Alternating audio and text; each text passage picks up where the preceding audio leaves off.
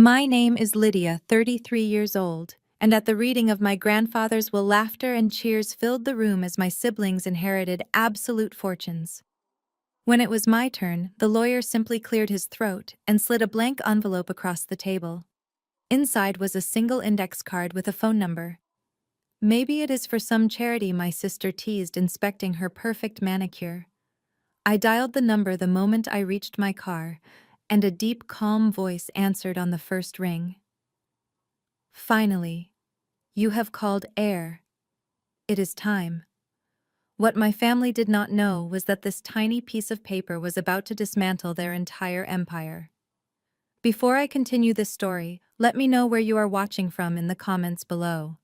Hit like and subscribe if you have ever been the black sheep who ended up holding all the cards. The air inside the mahogany-paneled office of my grandfather's estate lawyer was thick with anticipation and the overwhelming scent of expensive leather. Rain lashed against the floor-to-ceiling windows overlooking the city, casting a gray, muted light over the massive conference table. I sat quietly at the far end, my hands folded neatly in my lap, maintaining the careful, detached composure I had perfected over a decade working as a freelance financial fraud investigator. I was used to sitting in rooms full of tense people waiting for numbers to be revealed. The only difference today was that the numbers belonged to my own family. To my left sat my brother Preston. At 36 years old, he already carried himself like the undisputed king of the world, adjusting the cuffs of his custom-tailored suit and leaning back with an air of absolute entitlement. He was the golden boy, the firstborn son, who had been groomed since birth to take over Harrison Logistics, the massive supply chain empire my grandfather had built from a single delivery truck. Across from him sat my younger sister, Savannah. She was 30 years old and entirely consumed by her social status. She was currently scrolling on her phone, utterly bored by the legal formalities but eager for the final payout. Flanking them were my parents, Catherine and Charles, beaming with pride as they looked at their two favored children. They barely glanced in my direction. I was, as always, the invisible middle child. Mr. Carmichael, the elderly attorney who had managed my grandfather's affairs for over 40 years, sat at the head of the table. He adjusted his reading glasses and picked up the heavy-bound document that dictated the future of our family. "We will begin with the primary business assets," Mr. Carmichael announced, his voice raspy and formal. "To my grandson, Preston Harrison, I leave the entirety of my controlling shares in Harrison Logistics, including all operational warehouses, the active fleet, and the title of Chief Executive Officer." Preston let out a breath he had clearly been holding and leaned forward to slap his hands on the table. He grinned broadly, looking at our father. "I told you, Dad." The old man knew what he was doing. Our father, Charles, nodded proudly, clapping Preston on the shoulder. "You earned it, son. You are going to take the company to the next level." I kept my face perfectly neutral, though my investigator instincts flared. Preston had been working as the vice president of operations for the last 5 years, and anyone with a basic understanding of corporate finance knew the company had been bleeding profits under his watch. He was arrogant, reckless with company funds, and entirely unqualified to run a logistics empire. But in my family, reality always took a back seat to the preferred narrative. Preston was the golden boy, so Preston was declared a business genius. Mr. Carmichael cleared his throat again, turning the heavy parchment page. Moving on to the liquid assets and real estate holdings. To my granddaughter, Savannah Harrison, I leave the sum of $15 million to be transferred immediately upon the execution of this document. Furthermore, I leave her the primary deeds to the Malibu beachfront estate and the penthouse in Manhattan. Savannah actually squealed, dropping her phone onto the table. $15 million. She clapped her hands together, looking at our mother. "Mom, I can finally start that luxury lifestyle brand I was telling you about. And the Malibu house is going to be perfect for the launch party." Catherine reached over and squeezed Savannah's hand, her face glowing with maternal pride. "It is exactly what you deserve, darling. Your grandfather wanted you to have the very best. You have always had such wonderful taste." The room buzzed with congratulatory murmurs. Preston and Savannah exchanged triumphant looks, their futures completely secured by wealth they had never truly worked to build. I sat in silence watching the performance. I did not feel jealous of the money. Through my work as a fraud investigator, I had built a comfortable, independent life for myself. I had my own clients, my own income, and a deep sense of self-reliance. But the blatant favoritism, the undeniable confirmation of my status as the outcast, still stung with a familiar dull ache. Mr. Carmichael looked down at the document and the room slowly fell quiet. The atmosphere shifted. The lawyer looked incredibly uncomfortable. He adjusted his glasses again, refusing to meet my eyes, and picked up a plain white envelope from the stack of files beside him. And finally, Mr. Carmichael said, his voice dropping slightly, "To my granddaughter, Lydia Harrison." Preston smirked, taking a sip from the crystal water glass in front of him. Savannah leaned forward, resting her chin on her hand, watching me with a mixture of pity and amusement. Mr. Carmichael did not read from the heavy parchment document. Instead, he reached across the wide mahogany table and slid the plain white envelope toward me. It stopped right at the edge of my hands. "That is all," Mr. Carmichael said quietly. "Your grandfather left very specific instructions. You are to receive this envelope and nothing else. There are no monetary assets, no property deeds, and no company shares designated in your name." The silence in the room was absolute. I looked down at the blank envelope. I did not cry. I did not yell. I simply picked it up and broke the seal. I reached inside and pulled out a single unlined index card. There was no letter of explanation. There was no final message of love or apology. There was only a 10-digit phone number written in black ink in my grandfather's distinctive sharp handwriting. Savannah let out a short, mocking laugh that cut through the quiet room. "A phone number. What is that? The hotline for a local charity? Well, Grandpa always said you needed to figure things out for yourself since you refused to join the family business." I looked up at her, my expression blank. "I refused to join the family business because I wanted to earn my own way," I said evenly. "I wanted a career based on my own skills, not my last name." Our mother, Catherine, scoffed loudly, crossing her arms over her expensive cashmere cardigan. "Do not pout, Lydia. You have always been the difficult one. You isolated yourself from this family the moment you decided your little investigation career was more important than us. Remember when you skipped Preston's engagement party to study for your fraud examiner exams? Actions have consequences. You cannot turn your back on your family and expect to be rewarded with the family wealth." I looked at my mother, feeling a cold wave of realization wash over me. I had skipped that engagement party because I was working 2 jobs to pay for my own certification exams. My parents had refused to help me with my tuition, claiming that if I wanted to pursue a useless career, instead of taking a desk job under Preston, I had to fund it myself. I had spent my entire 20s working tirelessly to build my reputation in the financial sector, earning certifications, and securing high-level corporate clients. I spent my days unraveling complex financial crimes, tracing hidden assets, and exposing corporate corruption. I was brilliant at what I did. But to my mother, I was just a stubborn disappointment who refused to fall in line. "I did not ask for a reward, Mom," I said, keeping my voice perfectly steady. "I just find it interesting that Grandpa would leave me completely out of the financial estate." Preston leaned back, lacing his fingers together behind his head. "It makes perfect sense to me. Grandpa built an empire. He wanted to leave it to the people who actually understand how to maintain an empire, not someone who spends her days looking at spreadsheets for other people's companies. You made your bed, Lydia. Now you get to sleep in it." I looked back down at the index card. A phone number. It made no sense. My grandfather was a hard, demanding man, but he was not cruel. He was a brilliant strategist, a man who never made a move without calculating 10 steps ahead. He respected my decision to become an investigator. In fact, he was the only person in the family who had ever asked me detailed questions about my work. Why would he humiliate me like this?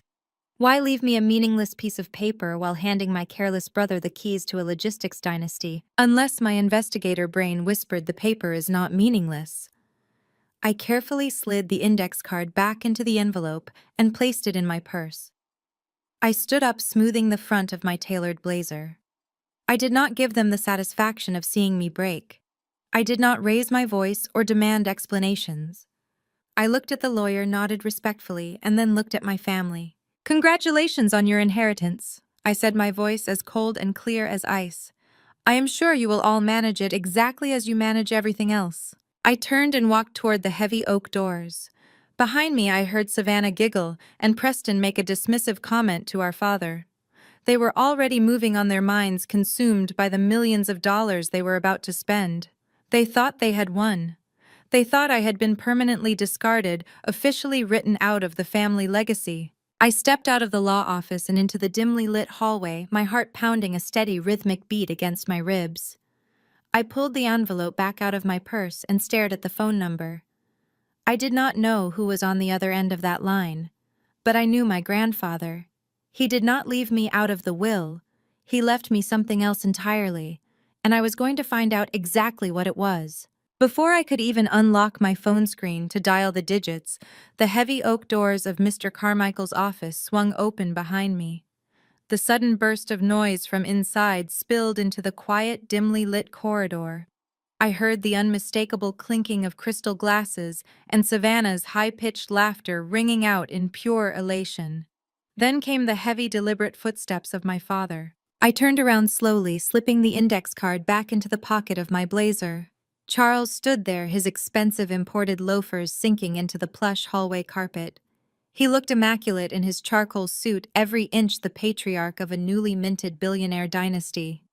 For a brief, foolish fraction of a second, a tiny part of me thought he had come out to console me. I thought the father who used to read me bedtime stories might have briefly surfaced through the impenetrable corporate shell he had built around himself. But his jaw was set tight, and his eyes were cold, assessing me not as a daughter who had just been disinherited, but as a liability that needed to be managed. "Lydia," he said, his voice dropping into the exact same authoritative register he used to terminate mid-level employees at the firm. "I am glad I caught you before you reached the elevators. We have one final piece of administrative business to discuss." I kept my posture rigid, refusing to let my shoulders slump. "What is it, Dad?" He adjusted his silk tie, his gaze shifting to a point somewhere just past my left shoulder. "It is about the property on Elm Street, the townhouse." My heart did a slow, painful roll in my chest. The Elm Street townhouse was not a mansion, nor was it a luxury estate. It was a modest two-bedroom brick home built in the late 1970s, tucked away in a quiet suburban neighborhood. Grandpa Harrison had handed me the keys 5 years ago on the exact day I earned my certified fraud examiner credentials. He told me the property was an old company asset that had been sitting empty for a decade, and I could use it as my own to get on my feet. I had spent countless weekends covered in dust and paint, tearing up the worn-out carpets, refinishing the original hardwood floors, and turning that forgotten building into my absolute sanctuary. It was the only place in the entire world where I felt truly safe from my family's relentless, suffocating judgments. "What about the townhouse?" I asked, keeping my tone perfectly level, showing zero emotion. "Legally, the deed was never formally transferred to your personal name," Charles stated smoothly, reciting the facts like a pre-written legal brief. "It remained listed under the primary holding company portfolio. Now that Preston is the sole owner of Harrison Logistics and the primary estate assets have been distributed, the property falls under the new asset management plan." I stared at him, my mind quickly processing the legal jargon into plain reality. "You are evicting me." He winced slightly at the word, clearly preferring his sanitized corporate phrasing over the ugly, undeniable truth. "We are reallocating family assets to better suit our current lifestyle needs. Savannah has decided she wants to build a custom luxury pool house and a private spa facility. The Elm Street property sits directly adjacent to the western boundary of her new primary estate. It is the perfect location for the expansion she has been designing. She needs the lot cleared so the architects can begin their surveying." I felt a sharp, icy sting behind my eyes, but I ruthlessly suppressed the urge to cry. I looked at the man who had helped me learn to ride a bicycle, trying to reconcile him with the man who was now rendering me homeless so his favorite daughter could have an indoor swimming pool. Savannah wants to bulldoze my home for a pool house, I said, articulating every word so he was forced to hear exactly how grotesque the reality of his demand was. And you stepped out here to serve the eviction notice. Do not make this difficult, Lydia. My father sighed, rubbing his temples as if I were the one causing him a massive, unreasonable inconvenience. You have always had this stubborn, combative streak. You isolate yourself from our circles, you judge our lifestyle, and then you act completely surprised when you are no longer included in the family resources. Savannah has big plans for her social brand, and that expansion is crucial for her entertaining space. It is nothing personal. It is just real estate. Nothing personal. I repeated the words slowly in my mind, tasting their bitter irony. They were taking away the only home I had ever loved, erasing 5 years of my life and hard work with a bulldozer, and classifying it as a casual administrative real estate transaction. I need you to vacate the premises by the end of the week, Charles added, checking his heavy gold watch to signal that our conversation was concluding. The demolition crew is already booked for Monday morning. Preston signed off on the municipal permits an hour ago, before we even arrived here. By the end of the week, that gave me exactly 4 days to pack my entire life into cardboard boxes and find a new place to live in a highly competitive rental market. It was a calculated, deliberate cruelty designed to leave me scrambling, panicked, and desperate. They wanted to see me break. They wanted me to beg. They wanted me to cry and ask for a 30-day extension, or better yet, grovel for a lesser position at Preston's company just to survive. My investigator training kicked in a familiar cold survival mechanism, taking over my nervous system. When you are auditing a fraudulent company, you do not let the corrupt executives see you sweat. You do not show them your hand.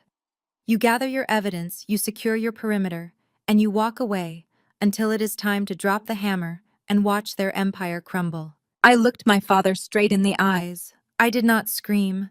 I did not raise my voice or throw a theatrical tantrum like Savannah would have done if someone had dared to cross her. I simply offered a brief clinical nod. I will be out by Friday, I said cleanly. Charles looked momentarily thrown by my total lack of resistance. He blinked clearly, expecting a hysterical meltdown that he could later use as proof of my instability. He reached into the inner pocket of his suit jacket and pulled out a sleek monogrammed leather checkbook. Look, he muttered, a brief flash of something faintly resembling guilt crossing his features.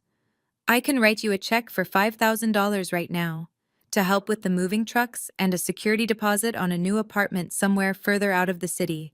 We are not leaving you completely out in the cold. I looked at the leather checkbook, then back up at his face. The $5,000 was not an act of fatherly love. It was hush money. It was the absolute lowest price he was willing to pay to soothe his own conscience, to convince himself he was still a good provider father, while simultaneously rendering his daughter homeless. Keep your money, Charles, I said, deliberately dropping the title of dad for the very first time in my life. I am sure Savannah needs it for her imported pool tiles. His face hardened instantly, the momentary guilt vanishing behind a towering wall of arrogant indignation. Fine. Have it your way, Lydia. You always were too proud for your own good. Just make sure the property is completely empty and the keys are left on the kitchen counter by Friday afternoon. We do not want any delays with the demolition team. He turned his back on me and grabbed the heavy brass handle of the law office doors. As he pulled the door open, the sound of the celebration inside hit me like a physical wave. Pop. The sharp, distinctive crack of a champagne bottle being opened echoed down the hallway, ricocheting off the marble floors. I heard Preston cheering loudly, followed by my mother's delighted musical laughter. They were toasting to their newfound billions. They were celebrating the official legal erasure of the difficult middle child. Charles stepped back inside and let the heavy oak door swing shut abruptly, cutting off the noise and leaving me alone in the dim, silent corridor once more. I stood completely still for a full minute. My breathing was slow, measured, and entirely under my control. The humiliation burned fiercely in my chest, a hot, tight knot of anger and absolute betrayal, but I forced it down into a tiny, locked box inside my mind. I could not afford to fall apart. I had a severe deadline. I had a house to pack. And most importantly, I had a phone call to make. I reached into my pocket and touched the smooth edge of the index card. My grandfather had known them far better than I ever did. He had known their boundless greed, their unchecked ruthlessness, and their infinite capacity for cruelty. He knew they would try to strip me of everything right down to the roof over my head. That was exactly why he gave me the card instead of cash. I turned on my heel and walked toward the elevators. The soft ding of the arriving car sounded unnaturally loud in the quiet hallway. I stepped inside the mirrored cabin and watched the metallic doors slide shut, severing my final physical connection to the people who were supposed to be my family. By the time I reached the underground parking garage, the storm outside had intensified. I could hear thunder rumbling heavily in the distance, vibrating through the thick concrete pillars of the structure. I unlocked my reliable 5-year-old sedan and climbed into the driver's seat. The air inside the car was cold, smelling faintly of old coffee and vanilla air freshener. It was a far cry from Preston's fleet of luxury sports cars, but it was mine, paid for entirely with money I had earned tracking down white-collar criminals. I put the keys in the ignition but did not start the engine. Instead, I pulled the index card out of my pocket and placed it on the steering wheel. The 10 digits stared back at me in the dim glow of the dashboard lights. They took my home. They took my family. They took my legacy. They believed they had completely defeated me. I picked up my cell phone, my thumb hovering over the keypad. I was done being the silent victim of their toxic narrative. I was done absorbing their insults and walking away in the name of keeping the peace. My grandfather had given me a weapon, and as I sat in the freezing car, I realized I was finally ready to use it. I punched the 10 digits into my keypad with stiff fingers. The phone did not even complete its first full ring before the line clicked open. Donovan speaking. The voice was deep, resonant, and entirely unbothered by the late hour or the storm raging outside my car. I have been waiting for your call, Lydia. Harrison told me you would be the only one smart enough not to throw the number away. I gripped the steering wheel, my investigator instincts instantly locking into place. Who is this? How do you know my grandfather? I am the man your grandfather called when the lawyers and the accountants could not fix the problem, Donovan replied smoothly. My name is Arthur Donovan. I served as Harrison's covert crisis manager and private wealth executor for the better part of 2 decades. Mr. Carmichael, the gentleman who just handed your brother the keys to a sinking ship, handles the public estate. I handle the shadow estate, the real one. I furrowed my brow, the heater in my sedan finally kicking in, blowing warm air across my damp hands. A sinking ship. Preston just inherited a logistics empire worth hundreds of millions. Donovan let out a low, humorless chuckle. Preston inherited a heavily leveraged shell company. Your grandfather was a brilliant man, Lydia. He was entirely aware of the rot festering inside his own house. He knew Preston has been quietly embezzling from the operational accounts for the past 4 years to cover catastrophic gambling losses. He knew your father and mother have been borrowing against their equity at exorbitant interest rates just to maintain their country club facade.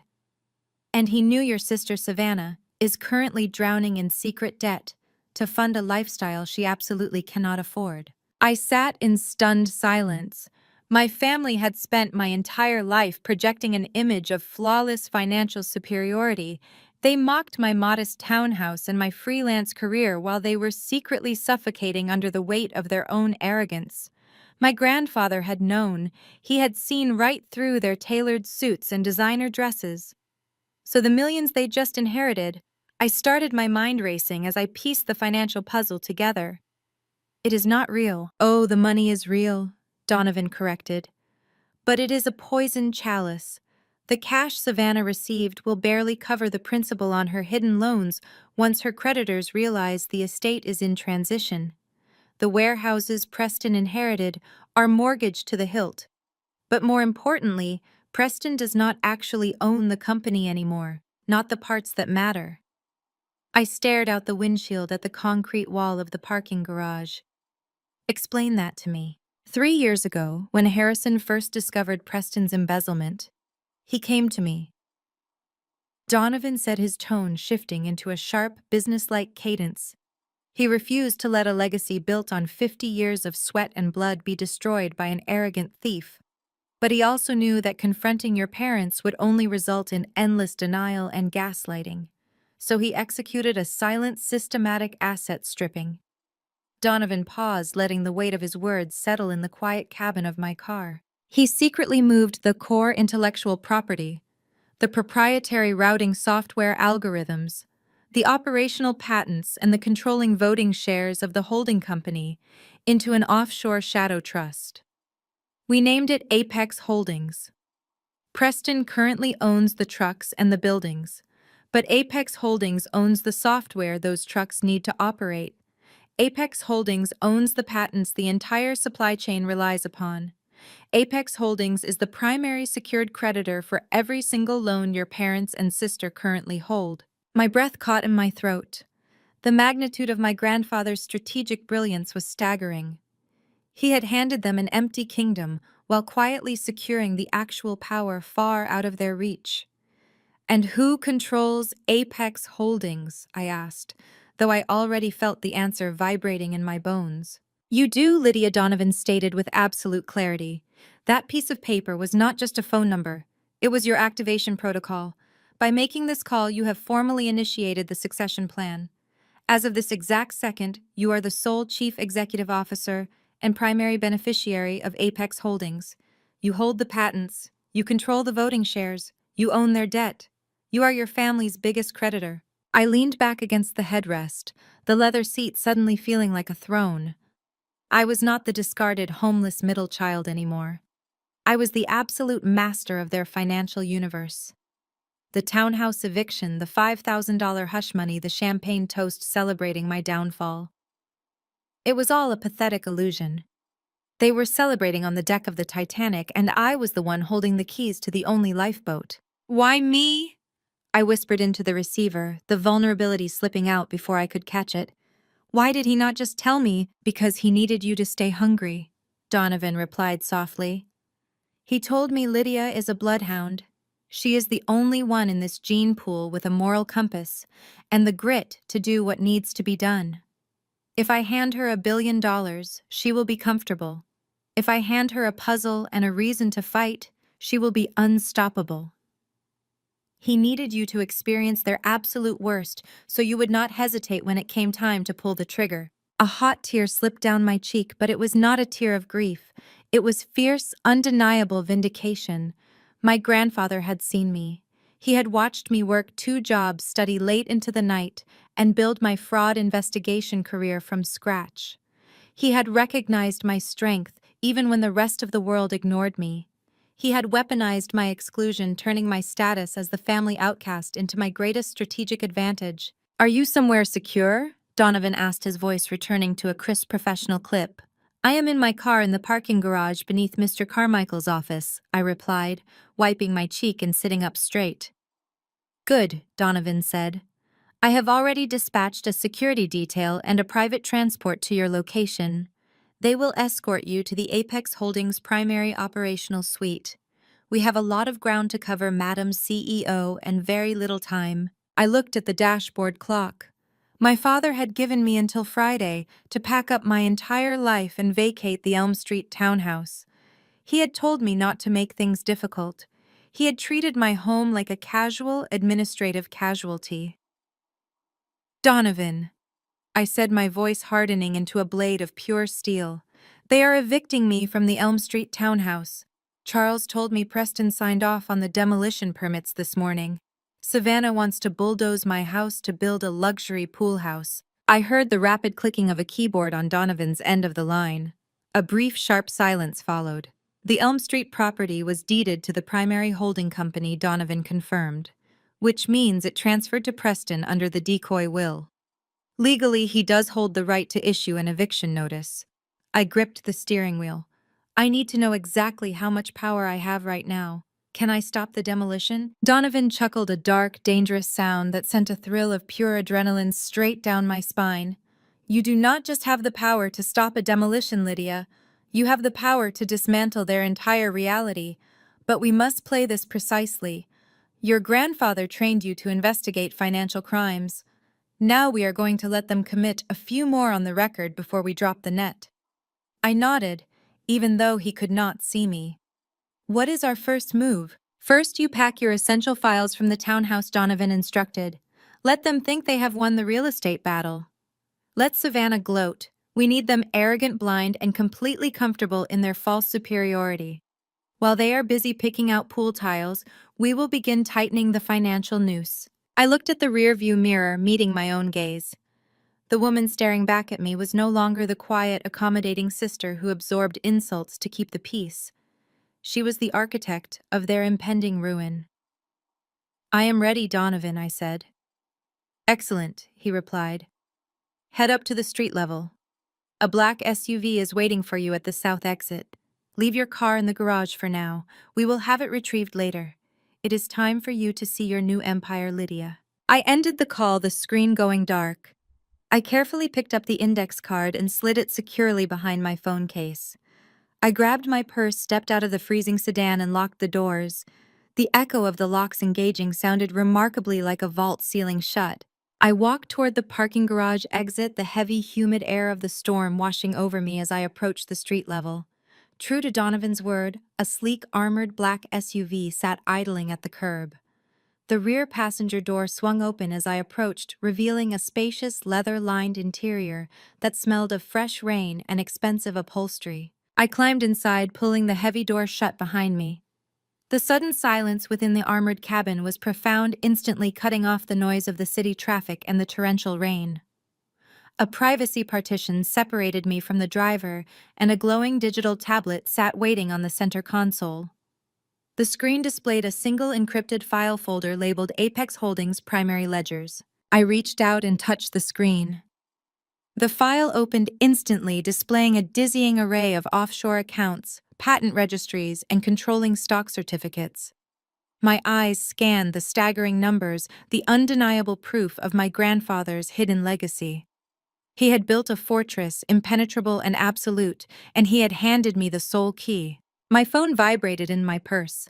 I pulled it out to see a text message from Savannah. It was a photo of a marble tile sample accompanied by a caption that dripped with malicious glee.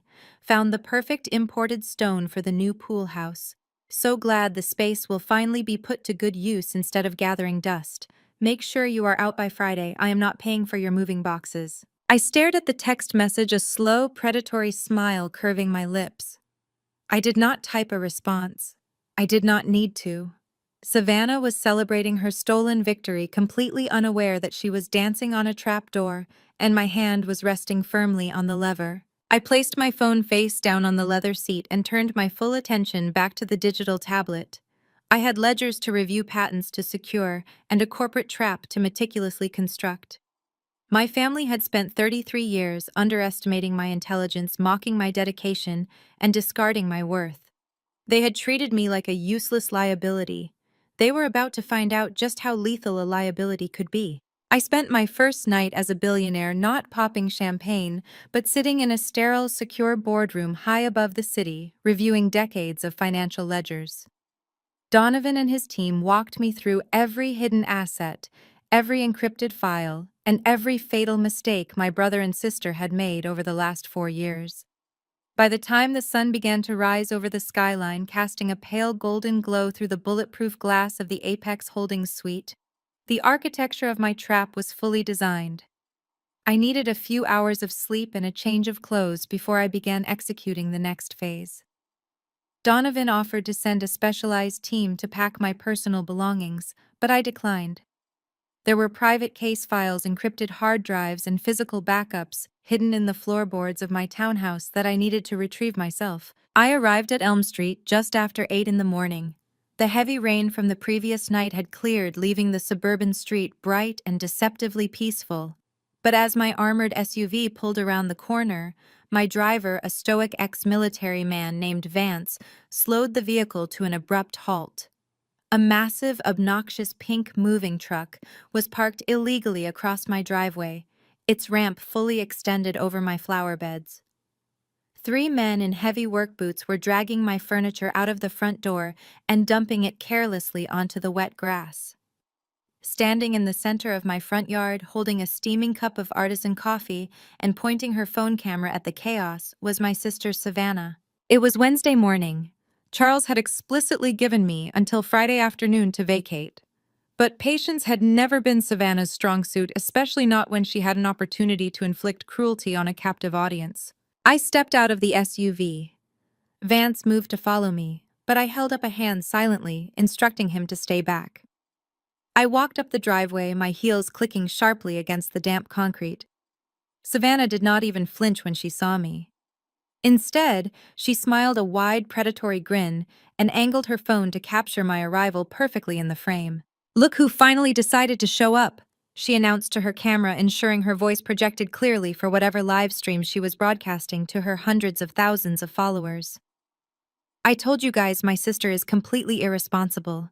We are doing a massive renovation kickoff today, and she left all her junk for me to clean up." I looked past her to the lawn. My carefully curated library of textbooks and reference manuals had been dumped unceremoniously into heavy black trash bags. Several of the bags had ripped open, spilling pages onto the muddy soil. My vintage armchair, a piece I had painstakingly restored myself, sat upside down, near the curb, one of its wooden legs splintered from being dropped off the truck ramp. "You are early, Savannah," I said, keeping my voice perfectly level and devoid of any reaction she could use for her broadcast. "Charles gave me until Friday." Savannah rolled her eyes dramatically and took a sip of her coffee. "Dad is way too soft on you.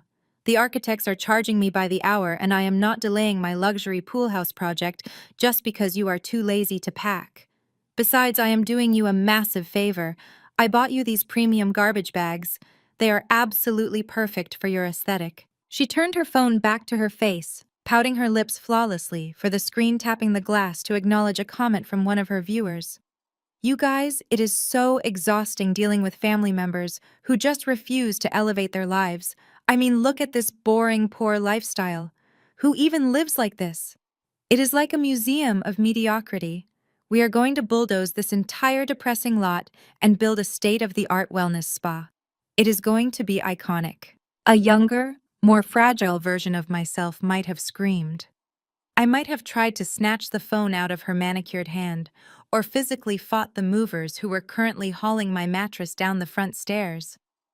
But the woman standing on that lawn was the CEO of Apex Holdings. I was looking at a sister who was secretly financially ruined, drowning in high-interest debt, and entirely dependent on a shadow company I now exclusively controlled. Her mockery was not hurtful.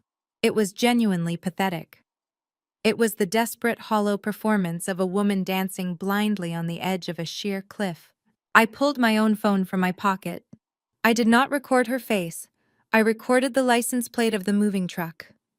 I recorded the company logo on the side of the cab. I recorded the faces of the unauthorized men inside my home.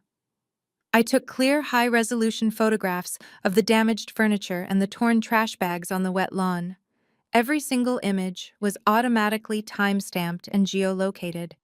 Documentation was the unshakable foundation of every successful fraud and trespassing case I had ever built. Savannah was handing me a perfectly packaged lawsuit for illegal eviction, trespassing, and destruction of property, wrapped neatly in a bow of public digital evidence. Fraudsters always document their own crimes out of sheer arrogance. "Are you seriously taking pictures of trash?" Savannah laughed, her voice shrill and grating over the morning breeze. "What are you going to make a scrapbook of your failures to show your non-existent friends?" I ignored her completely. I walked straight past her, my shoulder brushing past hers, and entered the townhouse. The movers stopped dead in their tracks, looking uncertainly at me as I stepped into the foyer. "Take whatever furniture you want," I told them, my voice cutting through the dusty air with absolute freezing authority. "But if a single one of you touches the floorboards in the master bedroom closet, I will personally ensure you spend the next 5 years dealing with federal trespassing and corporate espionage charges." The men immediately backed away, raising their hands in silent surrender. I walked upstairs to my bedroom, bypassing the chaos of overturned drawers and scattered clothes. I knelt in the back of my closet, pried up the loose floorboard I had installed years ago, and retrieved a heavy fireproof lockbox. Inside were my encrypted hard drives, my passport, and the physical backups of my most sensitive investigation files. It was the only thing in this entire house that truly mattered. Everything else was just wood and fabric. I walked back downstairs, the heavy lockbox secured firmly in my grip. Savannah was waiting by the front door, looking visibly annoyed that I had not given her the dramatic weeping reaction she desperately craved for her online audience. "You are just going to leave?" she scoffed, lowering her phone slightly, her disappointment evident. "No crying. No begging. Dad for a second chance." "You are so boring, Lydia. You have literally nothing. You are walking away with a metal box and garbage bags." I stopped at the threshold and looked at her. I took in her designer clothes, her expensive jewelry, and the ignorant sneer on her face. I knew the exact negative balance of her hidden credit lines. I knew she was exactly 3 weeks away from defaulting on her primary mansion mortgage. "You are right, Savannah," I said calmly, offering her a tight, polite smile. "I have nothing to tie me down here anymore. Enjoy the renovation. Make sure you pick out some really expensive imported tiles for that pool. I hear Italian marble is beautiful this time of year."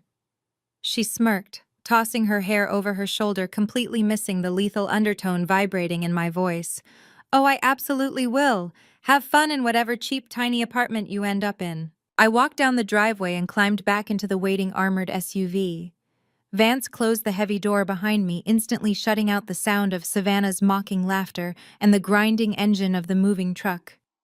"Take us to the safe house, Vance," I instructed, placing the lockbox carefully on the leather seat beside me. He nodded, putting the massive vehicle into gear and pulling smoothly away from the curb. I did not look back at the townhouse. It was just bricks and drywall. My real home was the empire I was about to systematically dismantle and rebuild. We drove into the heart of the city, bypassing the commercial district and entering one of the most exclusive high-security residential high-rises in the downtown financial sector.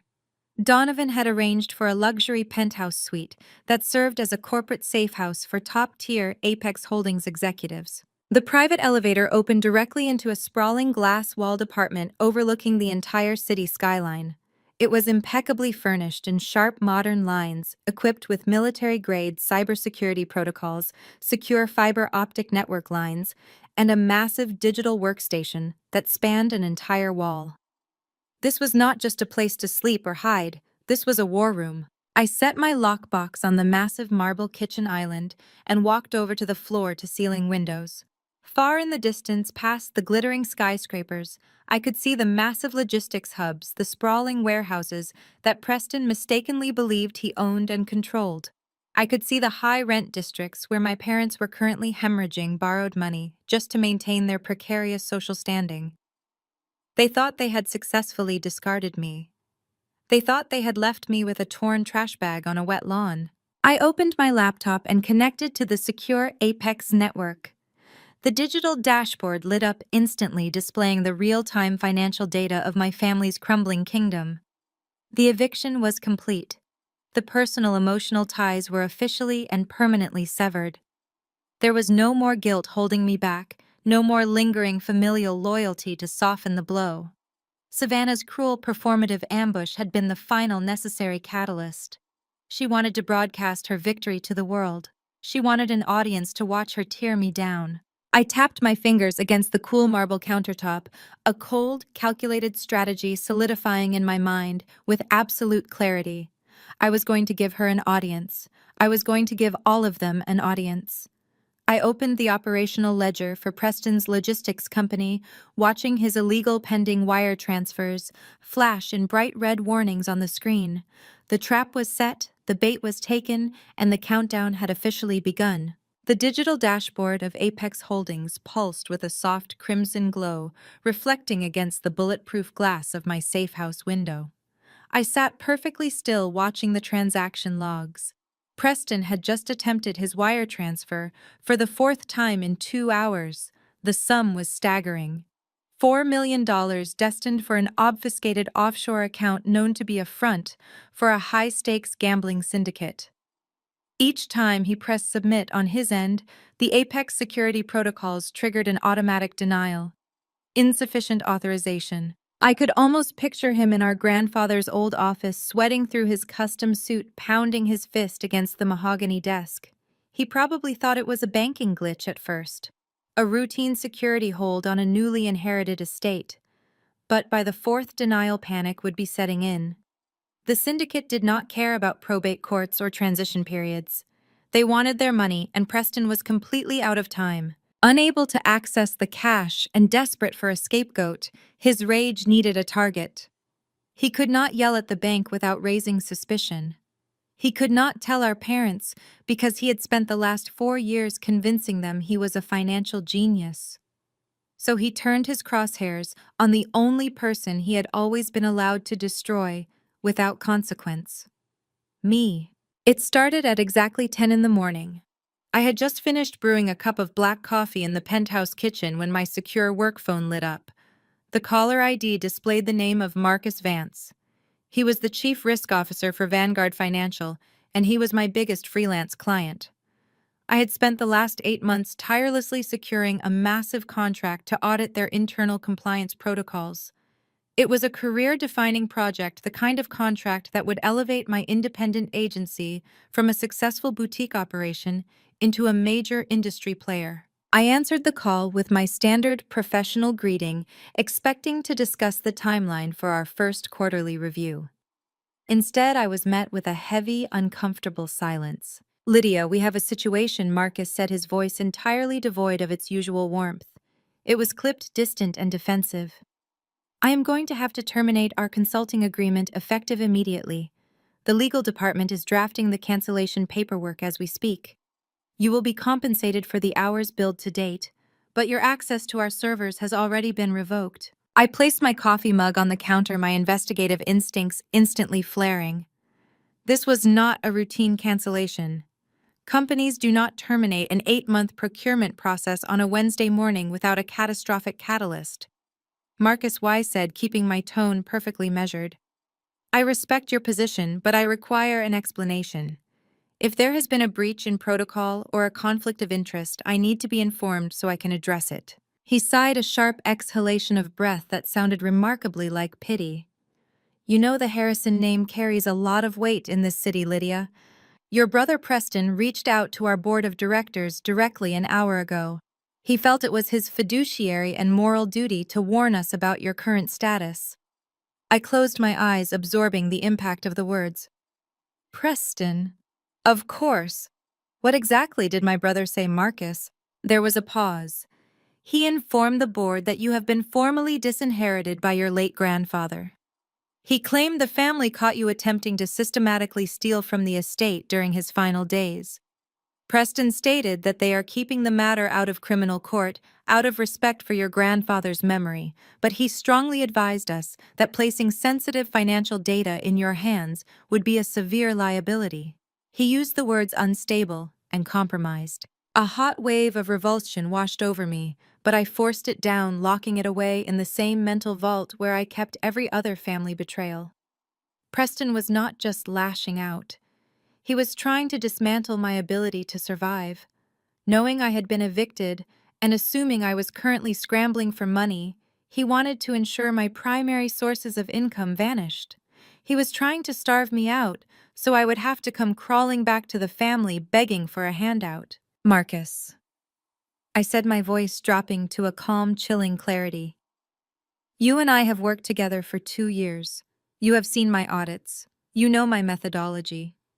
Do I strike you as an unstable operative who steals from dying relatives?" "Listen to me, Lydia," he replied, his tone softening just a fraction. "On a personal level, I do not believe a word of it. You are the sharpest investigator I have ever hired. But I am a risk officer. When the CEO of a multi-billion-dollar logistics empire calls my board and flags a contractor for embezzlement, I cannot ignore it. The optics alone are radioactive. My hands are tied. I am truly sorry." The line went dead. I lowered the phone, staring at the dark screen. The silence in the penthouse was absolute. Before I could even process the loss of Vanguard Financial, my phone rang again. Then a third time. Over the next 45 minutes, the dominoes fell with brutal efficiency. My second largest client, a private wealth management firm, called to suspend my ongoing contract, citing concerning information received from the Harrison family office. My third client, a tech startup I had been advising on fraud prevention, emailed a formal termination notice. Preston was working his way down my entire client roster, utilizing the massive social and corporate leverage my grandfather had built. He was wielding the Harrison name like a club, smashing the professional reputation I had spent my entire adult life painstakingly constructing. He was telling the most influential executives in the city that I was a thief, a liar, and a toxic liability. I walked over to the floor-to-ceiling window and looked down at the sprawling city. I could feel the familiar, insidious creeping of self-doubt trying to take root in my mind. It was the same feeling I had whenever my mother compared me to Savannah or my father dismissed my achievements. The crushing weight of their collective disapproval designed to make me feel small, powerless, and utterly alone. For 5 years, I had told myself that as long as I worked hard enough and built my own independent success, they could not touch me. But I had been wrong. They could reach into my life at any moment and tear it apart just because they were angry. Preston was drowning in his own criminal failures, and his immediate instinct was to hold my head under the water. My phone chimed with a text message. I walked over and picked it up. It was from an unknown number, but I recognized the arrogant cadence of the words instantly. Actions have consequences, Lydia. Should have taken the $5,000 from Dad and kept your mouth shut. Nobody hires a thief. Good luck paying rent. I stared at Preston's text message. He was so proud of himself. He thought he had delivered a fatal blow. He thought he had effectively ruined my life by weaponizing my grandfather's death and twisting the truth to fit his malicious narrative. He was expecting me to call him sobbing. He was expecting me to beg for mercy, to apologize for whatever perceived slight had triggered his rage. Instead of crying, I felt a slow, burning smile spread across my face. Preston was a fool. He had just made the single biggest mistake a cornered criminal could possibly make. He had escalated the conflict while completely blind to the actual battlefield. I walked over to the massive digital workstation and tapped the encrypted tablet, waking up the Apex Holdings dashboard. I brought up Preston's personal banking details, the ones tied to the corporate accounts he was desperately trying to bleed dry. He wanted to play games with reputations. He wanted to weaponize the concept of theft. He wanted to show me what it felt like to lose everything in the blink of an eye.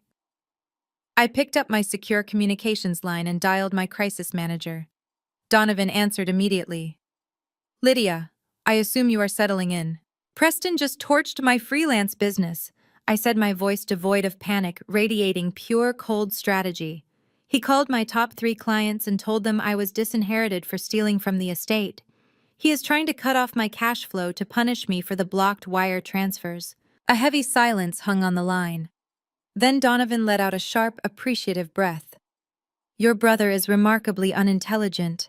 Do you need me to deploy the legal team to issue cease and desist orders? We can have defamation suits filed in federal court by noon. No, I said firmly. Let him talk. Let him dig his grave as deep as he possibly can. The more he lies about me stealing, the more poetic it will be when we reveal exactly where the missing $4 million actually went. I leaned over the digital console, my eyes scanning the flashing red alerts of Preston's denied transactions. Donovan, Rush said, tracing my finger over the screen. I want to accelerate the timeline.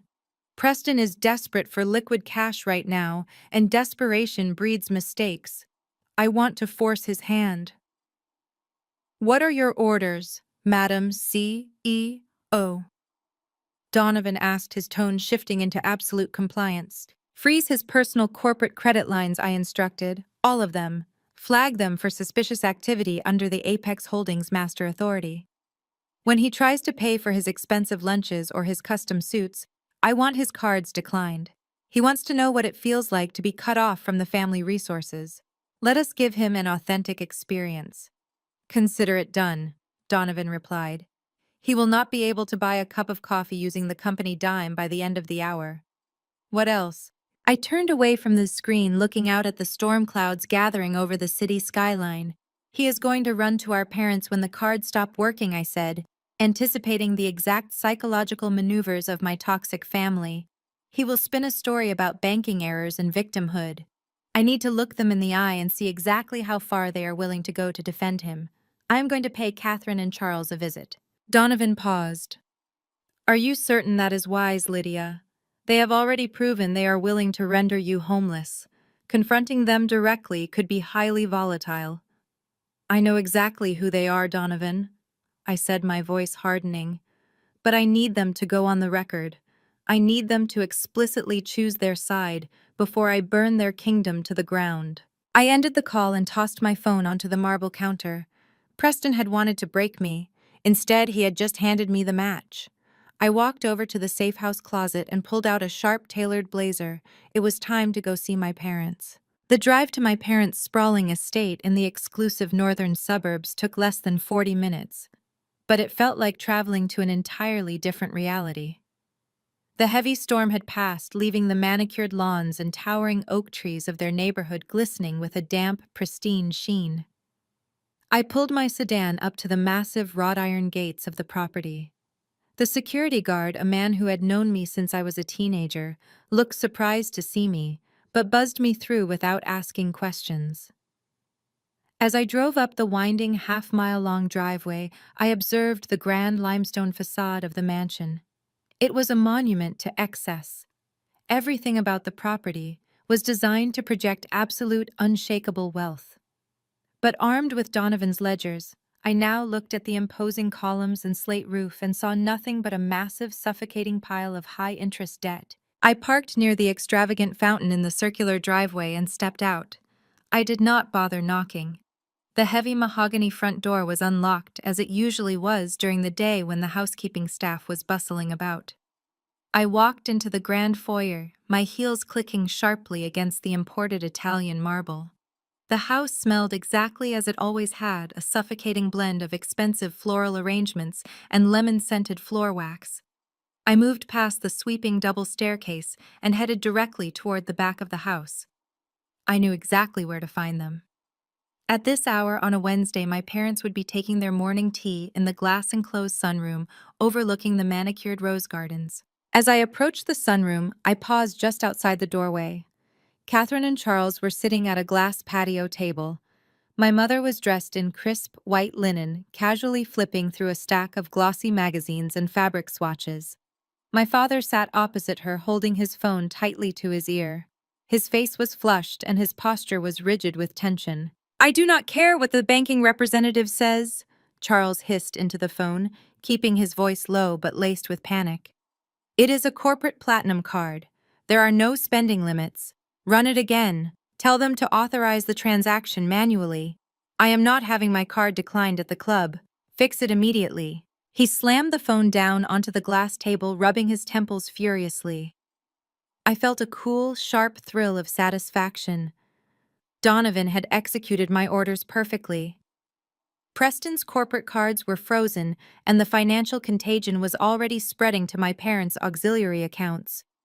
The walls were rapidly closing in on them, and they had absolutely no idea who was tightening the vice. I stepped fully into the sunroom.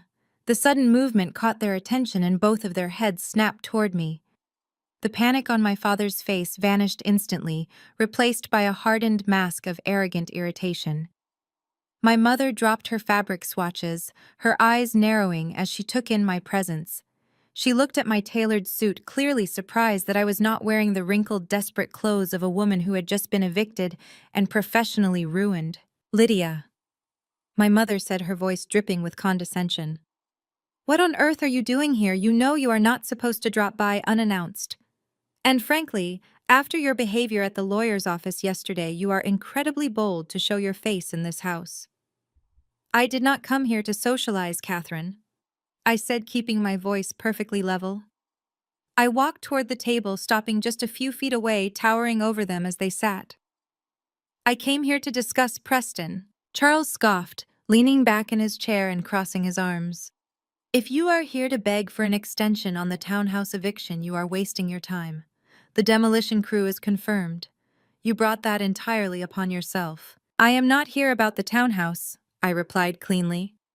I am here because an hour ago Preston called the risk management officers at my top 3 independent clients. He used the Harrison Logistics name to inform them that I was disinherited for attempting to steal from Grandpa Harrison on his deathbed. He told my clients I am a thief and an unstable liability. As a direct result, I have lost my major consulting contracts. I watched their faces carefully. As a fraud investigator, I read micro-expressions for a living. I was looking for a flicker of shock, a moment of parental horror, that their son would commit such a vicious career-destroying act against their daughter. I wanted to see if there was a single ounce of genuine family loyalty buried beneath their greed. There was nothing. Not a single trace of surprise or dismay. Instead, my mother let out a long theatrical sigh and picked up her teacup, taking a delicate sip, before looking back at me with absolute disdain. "Well, what did you expect?" Lydia Catherine asked smoothly, setting the cup down on its porcelain saucer. "If you were just a team player and apologized to your brother, he wouldn't have to warn people about you. You bring this toxic energy on yourself." The sheer audacity of her statement hung in the air. She was not just excusing Preston's malicious slander, she was actively blaming me for being the victim of it. "Warn people about me," I asked, my voice dangerously quiet. "He lied to federal compliance officers. He fabricated a story about me stealing from a dying man to intentionally destroy my livelihood. And you are telling me it is my fault for not being a team player. You have always been so dramatic." Catherine waved her hand dismissively. "Preston is the head of the family now. He has a responsibility to protect the Harrison name. When you storm out of legal proceedings, refuse to show respect for the family hierarchy, and refuse to accept the consequences of your own isolation, you become a liability. Preston is simply doing what is necessary to ensure our corporate partners know we do not endorse your combative behavior. If you had just accepted your place and supported his transition to CEO, none of this would be happening. You pushed him to do this, Lydia." I stared at the woman who had given birth to me. The gaslighting was so seamless, so deeply ingrained in her psychology, that she genuinely believed her own twisted narrative. In her mind, Preston destroying my career was a righteous act of family preservation, and my anger was simply evidence of my toxic nature. My father leaned forward, resting his elbows on the glass table. He looked at me not with anger, but with profound, suffocating pity. It was the same look he used when firing junior executives who had failed to meet his impossible standards. "Your mother is right," Charles stated, his voice adopting a patronizing, lecturing tone. "You have spent your entire adult life running away from this family, playing detective with your little freelance agency, pretending you are somehow morally superior to the business that put a roof over your head. And where has it gotten you? You are 33 years old. You are about to be homeless, and your clients drop you the second a real executive makes a phone call." He picked up his phone, tapping the dark screen thoughtfully. "You should be begging Preston for a low-level job instead of standing in my sunroom throwing accusations. If you showed an ounce of humility, he might find a place for you in the mailroom or the accounting department. A quiet, stable position where you could actually contribute to the family instead of constantly fighting us. But you refuse to bend. You refuse to acknowledge that your brother won." I felt a cold, hard knot of absolute clarity solidify in the center of my chest. I had come here to give them one last opportunity to act like parents. I had given them the chance to condemn Preston's illegal and cruel retaliation. Instead, they had eagerly rushed to his defense, justifying his abuse and demanding my submission. They wanted me broken. They wanted me working a menial desk job under the brother who despised me, completely dependent on the family wealth they mistakenly believed they controlled. "You want me to beg him for a job," I repeated, ensuring I understood the exact parameters of their delusion.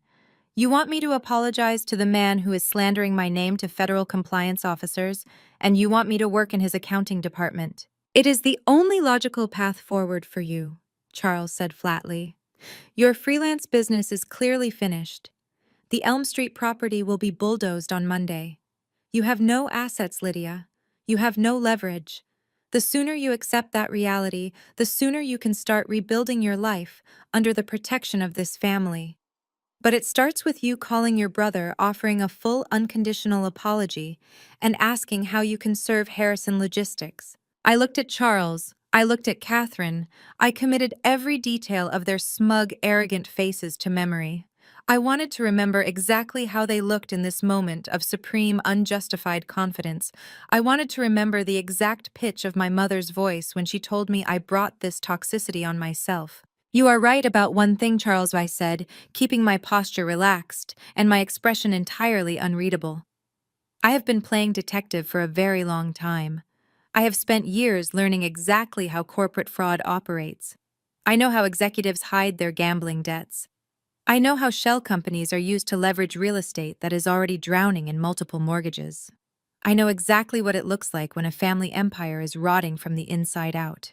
Charles frowned, a brief flash of genuine confusion crossing his features. What are you talking about? I am talking about actions and consequences, I said, echoing my mother's earlier words back to her. I came here today to see if there was any line Preston could cross that you would not defend. I came to see if you were just blind to his cruelty, or if you were actively cheering for it. You have given me my answer. You have made your positions crystal clear, Catherine scoffed, picking up a glossy magazine. Are you finished with this dramatic monologue, Lydia? We have a charity gala to plan, and I do not have the patience for your tantrums today. I took a step back toward the hallway. I am completely finished, Catherine. I will not be begging Preston for a job, and I will not be calling him to apologize. Charles let out a harsh, dismissive laugh. Then do not expect us to answer your calls when you cannot afford rent next week. You are entirely on your own. On. I offered them a sharp, devastating smile. They had no idea that their credit cards were declining because I had frozen them. They had no idea that Preston's wire transfers were failing because I was denying them. They thought I was a powerless victim standing in their sunroom, when in reality, I was the executioner standing over their guillotine. Enjoy your gala, I said softly. I am sure it will be an unforgettable evening. I turned and walked out of the sunroom, leaving them sitting in their glass cage of false security. As I marched back through the marble foyer and out the heavy mahogany front doors, my phone vibrated in my pocket. It was a message from Donovan. Preston has escalated. He is attempting to secure a massive bridge loan using the operational warehouses as collateral, awaiting your authorization to intercept. I unlocked my car and climbed into the driver's seat. The final shred of familial hesitation had been burned away in that sunroom. My parents had chosen their side. They had demanded my absolute destruction. I typed my response to Donovan with flying fingers. Intercept the loan. Deny all collateral transfers. Let them bleed. I started the engine, pulling away from the sprawling, heavily mortgaged estate. The war was no longer a silent defensive maneuver. It was time to go on the offensive. It was time to tighten the financial noose and watch them slowly realize that the daughter they had discarded was the only one holding the rope. I navigated the slick city streets, the rhythmic thumping of the windshield wipers mirroring the steady, calculated beating of my heart. Returning to the Apex Holdings safe house felt like stepping onto the bridge of a battleship. Donovan was already waiting by the primary digital console when I walked through the glass doors. He handed me a fresh cup of coffee, his eyes gleaming with the sharp, predatory satisfaction of a master tactician watching a flawlessly executed maneuver. The bridge loan has been intercepted and officially denied. Donovan reported, bringing up a complex web of financial routing numbers on the main screen. Preston attempted to leverage 3 of the primary operational warehouses to secure a quick $7 million from a predatory commercial lender. He was so desperate, he agreed to a devastating interest rate. However, the moment the lender ran the title search, our automated system flagged the properties. The lender was immediately notified that Apex Holdings holds the primary unassailable lien on every square inch of commercial real estate associated with Harrison Logistics. I took a slow sip of my coffee, letting the bitter dark roast ground me. How did Preston react? I asked. Like a man watching his parachute catch fire? Donovan replied, tapping a few keys to display an intercepted communication log. He immediately contacted Mr. Carmichael, demanding to know why a company called Apex Holdings was blocking his executive actions. Mr. Carmichael had to explain in very uncomfortable legal terms that while Preston inherited the physical assets, your grandfather had heavily leveraged those assets against a private shadow trust years ago. Mr. Carmichael, of course, has no idea that you are the sole beneficiary of that trust. He only knows that Apex Holdings holds the master keys, and until the outstanding primary debts are cleared, Preston cannot liquidate leverage or sell a single cardboard box. Savannah was experiencing her own spectacular financial collision. I brought up the monitoring feed for the residential properties. Savannah had inherited $15 million in liquid assets on paper, but the reality of probate and offshore rooting meant that cash was tied up in a mandatory 90-day transition hold. Savannah did not have 90 days. She had already hired premium architects, signed contracts with luxury pool contractors, and completely maxed out her hidden personal credit lines to maintain the illusion of infinite wealth for her social media followers. When she realized the $15 million was temporarily frozen, she attempted a classic reckless maneuver. She tried to take out a massive line of credit using the Manhattan penthouse as collateral. She submitted the application an hour ago, Donovan said, highlighting a flashing alert on the left side of the screen. She assumed the penthouse was a free and clear asset. She had no idea your grandfather transferred the primary deed of the Manhattan property to Apex Holdings 3 years ago when he first realized her spending was spiraling out of control. Savannah only owns the right to reside there, not the right to leverage it. Block the application, I ordered, setting my coffee mug down. Issue a formal notification to her broker stating that the property is currently under asset review by the primary lien holder. Deny all requests for equity withdrawal. I watched the screen as Donovan executed the command. It took less than 3 minutes for the rejection to process. Savannah's financial lifeline was instantly severed. She was entirely cut off, legally barred from accessing the wealth she had gloated about just 24 hours earlier. Her contractors would be demanding their initial deposits by Friday. Her credit cards were already declining. The golden child was officially bankrupt, and she did not even possess the basic financial literacy to understand how it had happened. The freeze was absolute. Over the next 48 hours, the Apex Holdings dashboard painted a vivid picture of a family in total, unprecedented freefall. Preston was frantically moving money between empty shell accounts, trying to create the illusion of liquidity to stave off his gambling syndicate creditors. Catherine and Charles were experiencing the terrifying reality of frozen platinum cards at their exclusive country clubs and luxury boutiques. Every time any of them attempted to access the Harrison fortune, they slammed face first into a solid brick wall named Apex Holdings. They were completely surrounded, suffocating in a vacuum of their own making, and the oxygen was rapidly running out.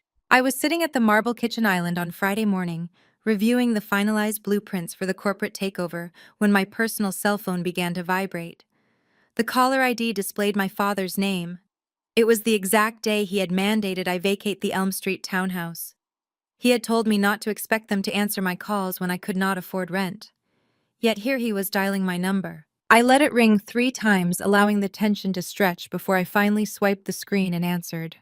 "Hello, Charles," I said, keeping my voice mild, pleasant, and entirely stripped of any familial warmth. "Lydia," he began. His voice lacked the booming, arrogant authority he had wielded in the sunroom. It sounded thin, strained, and heavily layered with a forced, unnatural camaraderie. "I am glad I caught you. I know things got a bit heated the other day, but family is family, and we need to stick together during transition periods." Transition periods. I repeated the phrase, enjoying the sheer absurdity of his corporate spin. Is that what we are calling it now? Because last time we spoke, you told me I was entirely on my own and demanded my house keys by this afternoon. Charles cleared his throat, a nervous grating sound. Yes, well, emotions were running high regarding the estate.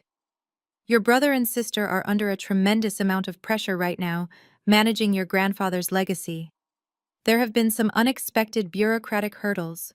The probate courts are dragging their feet, and the estate lawyers are dealing with some incredibly frustrating red tape regarding a holding company that had prior claims on the assets. That sounds like a terrible inconvenience for the new billionaires, I replied cleanly. But I fail to see how Preston's paperwork issues involve me. We are experiencing a temporary gap in liquid capital. Charles said the words rushing out of his mouth as if he wanted to get them over with as quickly as possible. It is a minor cash flow issue, nothing serious. The estate will clear in a few weeks, and the millions will be fully accessible. But in the meantime, we have some immediate obligations that cannot be delayed. Savannah has contractors threatening to walk off the job, and Preston has some sensitive vendor accounts that require immediate settlement. I leaned forward, resting my elbows on the marble counter. You are calling to tell me that the great Harrison family is currently broke. We are not broke, Lydia. Charles snapped, a brief flash of his usual temper breaking through the facade. We are simply illiquid at this exact moment. It happens in major corporate transitions. I am calling because we need to pool our resources. I know you have been hoarding cash from your freelance investigations for years. You have always been terribly frugal. Frugal, I said.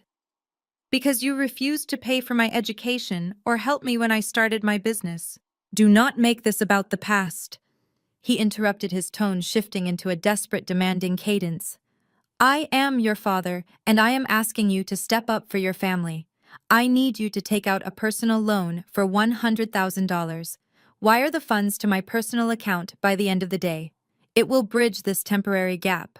We will pay you back with a 20% premium the second Savannah's liquid assets are released from probate. It is a guaranteed return on investment. I stared at the phone, genuinely marveling at the boundless toxic audacity of the man on the other end of the line.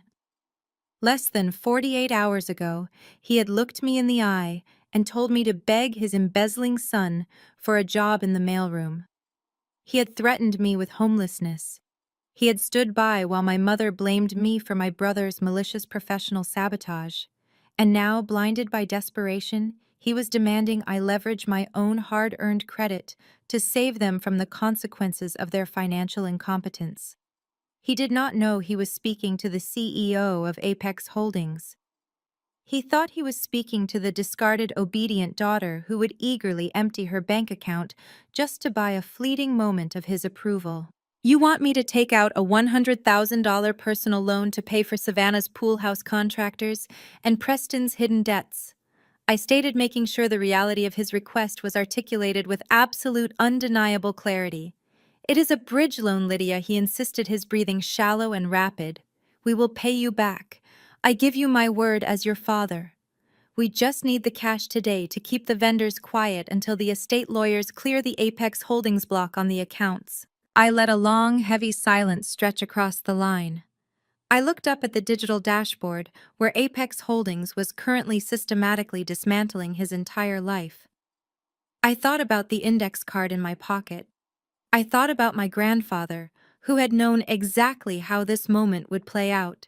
No, Charles. I said, my voice dropping into a register of absolute, unbreakable stone.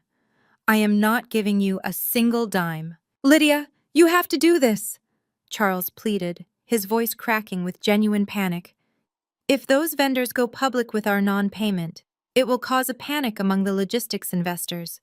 The company's stock will plummet before Preston even officially takes the helm. You are intentionally sabotaging your own family. I am doing exactly what you told me to do, I replied smoothly, throwing his own vile advice right back into his face. You told me I needed to accept reality. You told me I had no assets and no leverage. You told me that I was entirely on my own. I am simply following your instructions, Charles. I am protecting my own interests. You and Catherine are going to have to bridge your own gaps. After everything we have done for you, Charles shouted, the facade of the loving father completely shattering, leaving only a vicious, cornered animal in its place. We put a roof over your head. We gave you the Harrison name. And the second we ask for a minor favor, you turn your back on us. You are pathetic, Lydia. I am independent, I corrected him. There is a massive difference. You are a petty, vindictive little girl. Charles spat, his voice trembling with a terrifying mixture of rage and absolute terror. You have always been a selfish disappointment. Do not ever call us again." He slammed the phone down, terminating the connection with a sharp, violent click. I slowly lowered the phone from my ear, placing it gently onto the marble counter. The insult was designed to gut me to trigger the deep-seated childhood wounds of inadequacy and rejection. But as the words echoed in the quiet, secure penthouse, they held absolutely no power.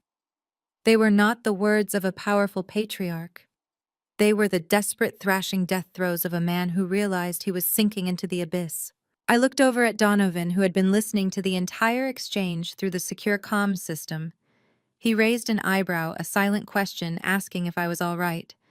I smiled, a genuine, radiant expression of pure, unadulterated freedom. "The gap is closed," I said to Donovan, turning my attention back to the massive digital workstation. "They are completely out of cash, they are out of credit, and they are out of time. Proceed to the next phase. Draft the formal corporate audit notices. We are going to rip the floorboards out from under them." Donovan's fingers danced across the illuminated keyboard. Within seconds, a certified high-priority digital package bypassed Preston's executive firewall and landed directly in his personal corporate inbox. The document was a formal, non-negotiable notice of comprehensive financial audit from Apex Holdings, the primary secured lien holder of Harrison Logistics. The terms dictated by the notice were suffocating and absolute. Preston had exactly 72 hours to produce the unredacted operational ledgers, comprehensive tax filings, and international wire transfer logs for the past 48 months. Failure to comply would trigger an automatic default, granting Apex Holdings the immediate legal right to seize all physical assets, freeze all operational activity, and terminate the current executive board. My grandfather had designed this trap with flawless precision. He had embedded covenants in the holding company charters that stripped the logistics CEO of any ability to delay or contest an audit from the Shadow Trust. Preston was entirely cornered by legal mechanisms he did not even know existed until this very moment. We monitored his reaction in real time through the network security overlays my grandfather had secretly integrated into the logistics company servers years ago. Preston opened the email at precisely 10:14 in the morning. For 3 full minutes there was absolutely no digital activity. He was likely frozen in his ergonomic leather chair, staring at the screen as the terrifying reality of his impending destruction washed over him. Then the panic began. The network logs lit up like a frantic distress signal. Preston aggressively accessed the restricted accounting directories, desperately trying to manipulate the master spreadsheets. He was attempting to bury the $4 million crater he had dug to feed his gambling syndicate. But financial forensics was my absolute domain. I watched him clumsily move funds from ghost accounts to operational columns, creating a tangled, amateurish web of digital forgeries. He was faking invoices, backdating phantom shipments, and creating fraudulent vendors out of thin air. "He is trying to patch a shattered dam with wet paper," Donovan observed, sipping his coffee as we watched the frantic keystrokes register on our monitoring screen. "The forensic accounting team will tear these fabricated ledgers to shreds in less than 10 minutes. He knows that," I said, my voice carrying a hard edge of satisfaction. "He knows his forgeries will not hold up to a legitimate third-party audit. He is just buying time. He is terrified. He knows that if Apex Holdings reports these glaring discrepancies to the federal authorities, he is not just facing corporate bankruptcy. He is looking at a 20-year sentence in a federal penitentiary for corporate embezzlement, wire fraud, and breach of fiduciary duty. He is a rat caught in a maze, and the walls are rapidly closing in." Preston needed a miracle, and in our family, miracles were usually bought with heavy social manipulation and reckless spending. By Tuesday afternoon, the intelligence Donovan gathered revealed their desperate, coordinated countermeasure. If Preston could secure a massive immediate influx of investor capital, he could theoretically balance the ledgers just long enough to pass the Apex audit and save his own skin. But to attract that kind of capital from savvy institutional investors, they needed to project an image of untouchable, soaring prosperity. They needed to convince the city's financial elite that the Harrison family was invincible and that their logistics empire was expanding, not collapsing. Their solution was as predictable as it was pathetic. They announced the inaugural Harrison Legacy Gala. It was billed as a highly exclusive $50,000 a plate charity dinner hosted at the city's most opulent five-star hotel. The guest list included state senators, venture capitalists, rival tech CEOs, and every major socialite within a 500-mile radius. It was a desperate, glittering smokescreen designed to blind potential investors with sheer luxury. Donovan discovered the terrifying financial reality behind the event. To fund the exorbitant ballroom deposits, the celebrity entertainment, and the premium catering, my parents had completely liquidated my mother's hidden emergency jewelry collection. They had also taken out a ruinous short-term loan from an unlicensed private lender, using forged revenue projections as collateral. They were betting their absolute survival on this single evening. If the investors bought the facade and wrote checks, Preston might survive the audit.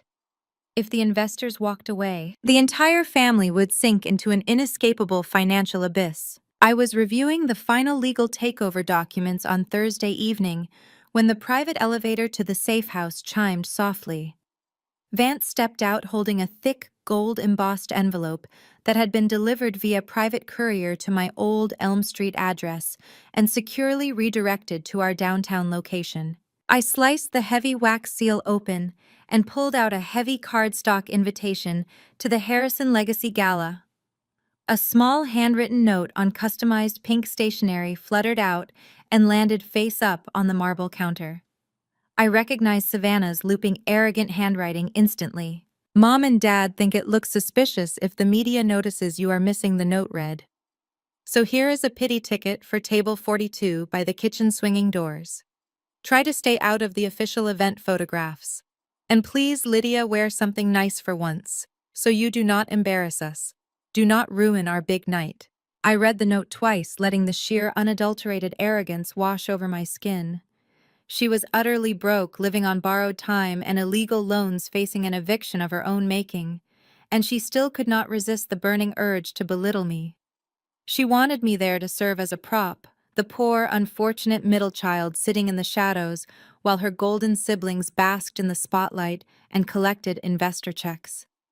She wanted me to witness her final, desperate performance of superiority, to remind me of my supposedly permanent place at the bottom of the family hierarchy. I handed the pink stationery to Donovan.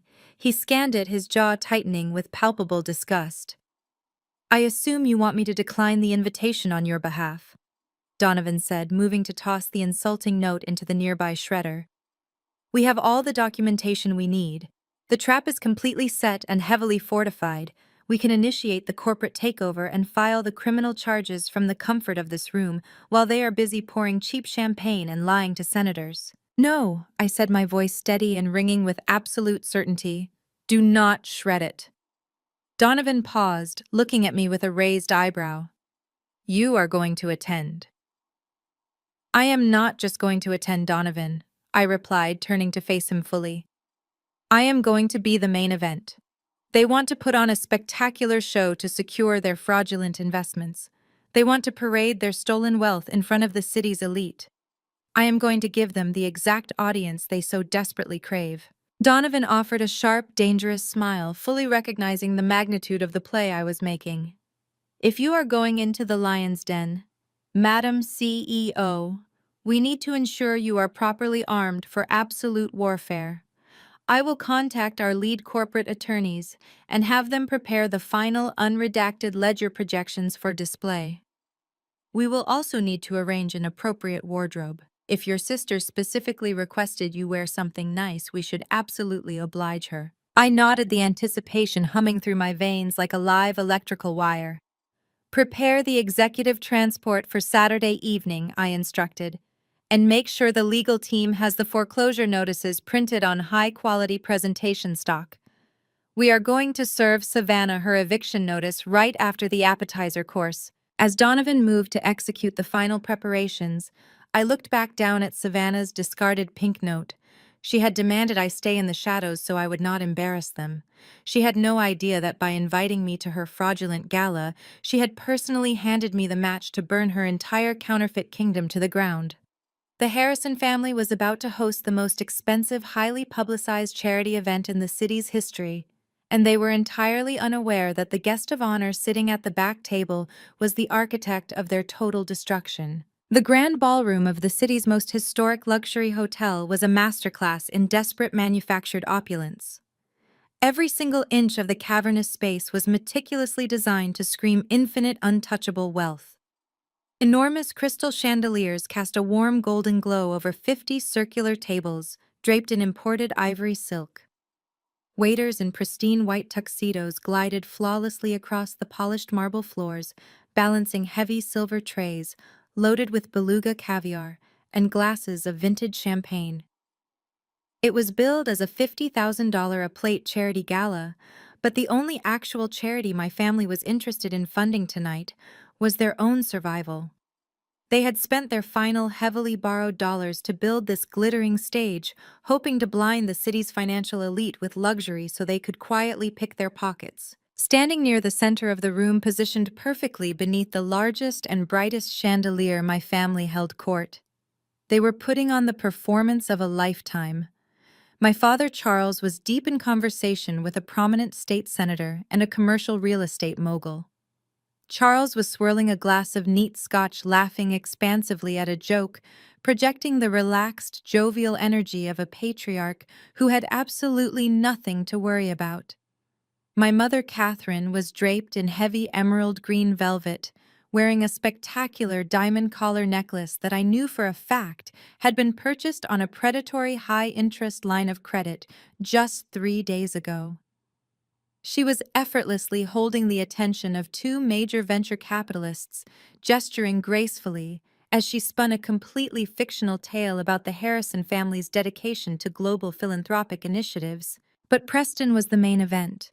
He stood near the front of the room by the polished wooden podium, flanked by the executive board members of 3 major logistics investment firms.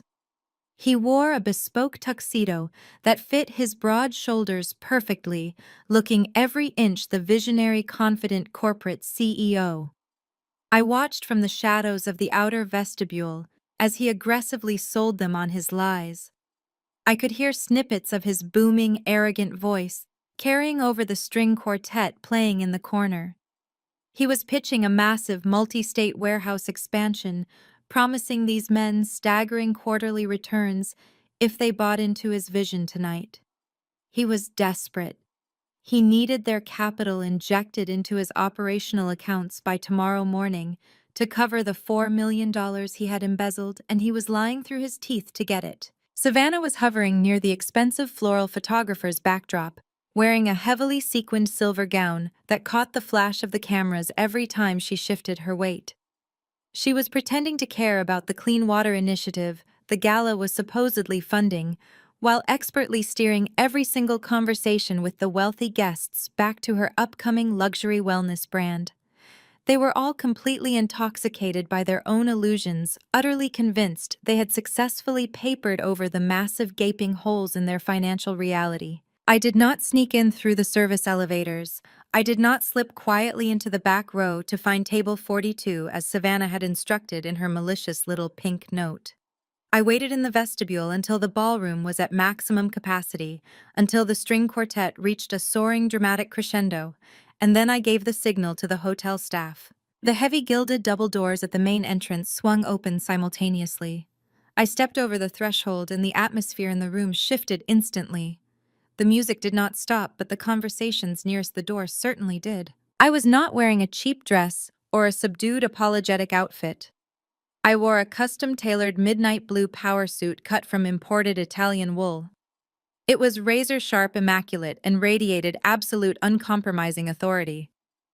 I wore no flashy jewelry, only a simple vintage silver watch that had belonged to my grandfather Harrison. My hair was pulled back into a sleek, severe style that left my face completely exposed. I did not look like a discarded homeless daughter seeking a free meal from her wealthy relatives.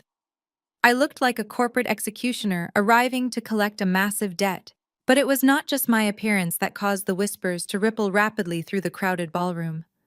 It was the people walking directly behind me.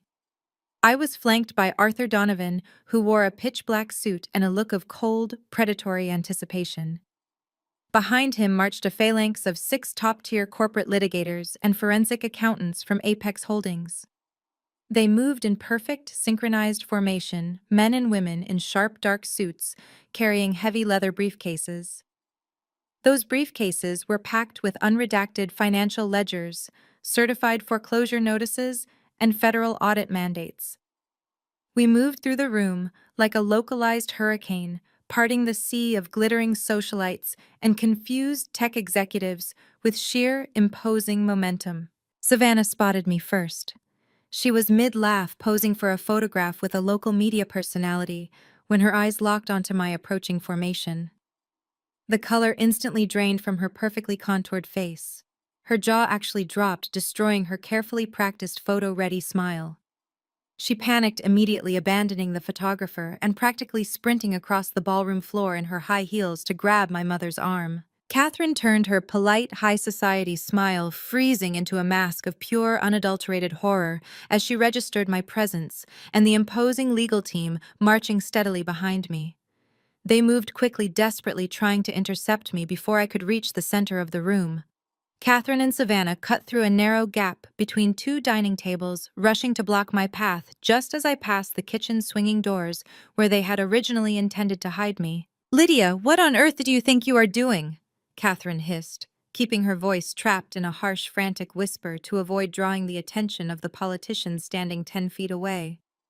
She grabbed my forearm, her manicured nails digging painfully into the wool of my jacket. "You are supposed to be out of sight at table 42. And who are these people? You cannot just drag your pathetic freelance friends into a $50,000 a plate event." Savannah stepped up right beside her eyes darting nervously toward the front of the room where Preston was still talking to the investors. "You look completely ridiculous," Lydia Savannah spat, her voice trembling with a mixture of rage and terror. "You wore a boring business suit to a black tie gala. You look like a bank teller. You are embarrassing us in front of the most important people in the city. Tell your little entourage to leave right now and go sit in the back before Dad sees you and has hotel security throw you out onto the street." I did not shrink away from them. I did not lower my eyes, and I certainly did not offer a defensive explanation. I looked down at my mother's hand gripping my sleeve. I did not move to brush it off. I simply stared at her fingers until the sheer freezing intensity of my gaze forced her to slowly, awkwardly release her hold. "You seem highly agitated for a woman hosting a charity event." "Catherine," I said, my voice carrying a smooth, resonant calm that stood in stark contrast to their frantic, desperate whispering. "I received a formal invitation to this gala. It specifically requested my presence. IRSVPD, yes. And as for my wardrobe, Savannah, I am dressed exactly appropriately for the business I am about to conduct tonight." "This is not a business networking event for your failing agency," Catherine demanded, her eyes wide with mounting panic as she realized she could not easily intimidate me into submission. "You are ruining a critical night for your brother. You have absolutely no leverage here, Lydia. Turn around and walk out those doors before you humiliate yourself permanently. I will call the guards over here right now and have you dragged out if you take one more step toward that stage." I smiled. It was the exact same cold, calculated smile I had given them in the sunroom when they demanded I beg for a job. "I highly doubt you want to involve security tonight, Catherine," I replied softly, "because if the authorities arrive, they are not going to escort me out. They are going to escort your son out in handcuffs. Now you are blocking the aisle." Before my mother could utter another threat or raise her voice, Donovan stepped smoothly forward. He did not yell, but the sheer, imposing mass of his presence forced both Catherine and Savannah to take an involuntary step backward. "Excuse us, ladies," Donovan said, his tone chillingly polite, but vibrating with an undeniable heavy threat. "The chief executive officer has a very tight schedule to keep tonight, and we are already running 30 seconds behind. We need to access the front of the room." Catherine gasped, her eyes darting wildly from Donovan to me, the words "chief executive officer" completely failing to compute in her desperate, scrambling mind. Savannah looked at the team of lawyers behind me, finally realizing that these men and women were not freelance graphic designers or minor accountants. They were apex predators of the corporate legal world, and they were staring at her with absolute terrifying indifference. I did not wait for my mother to recover her breath. I stepped right through the physical gap they had left, completely bypassing their frantic, pathetic attempts to hide me in the shadows. I did not look back at them.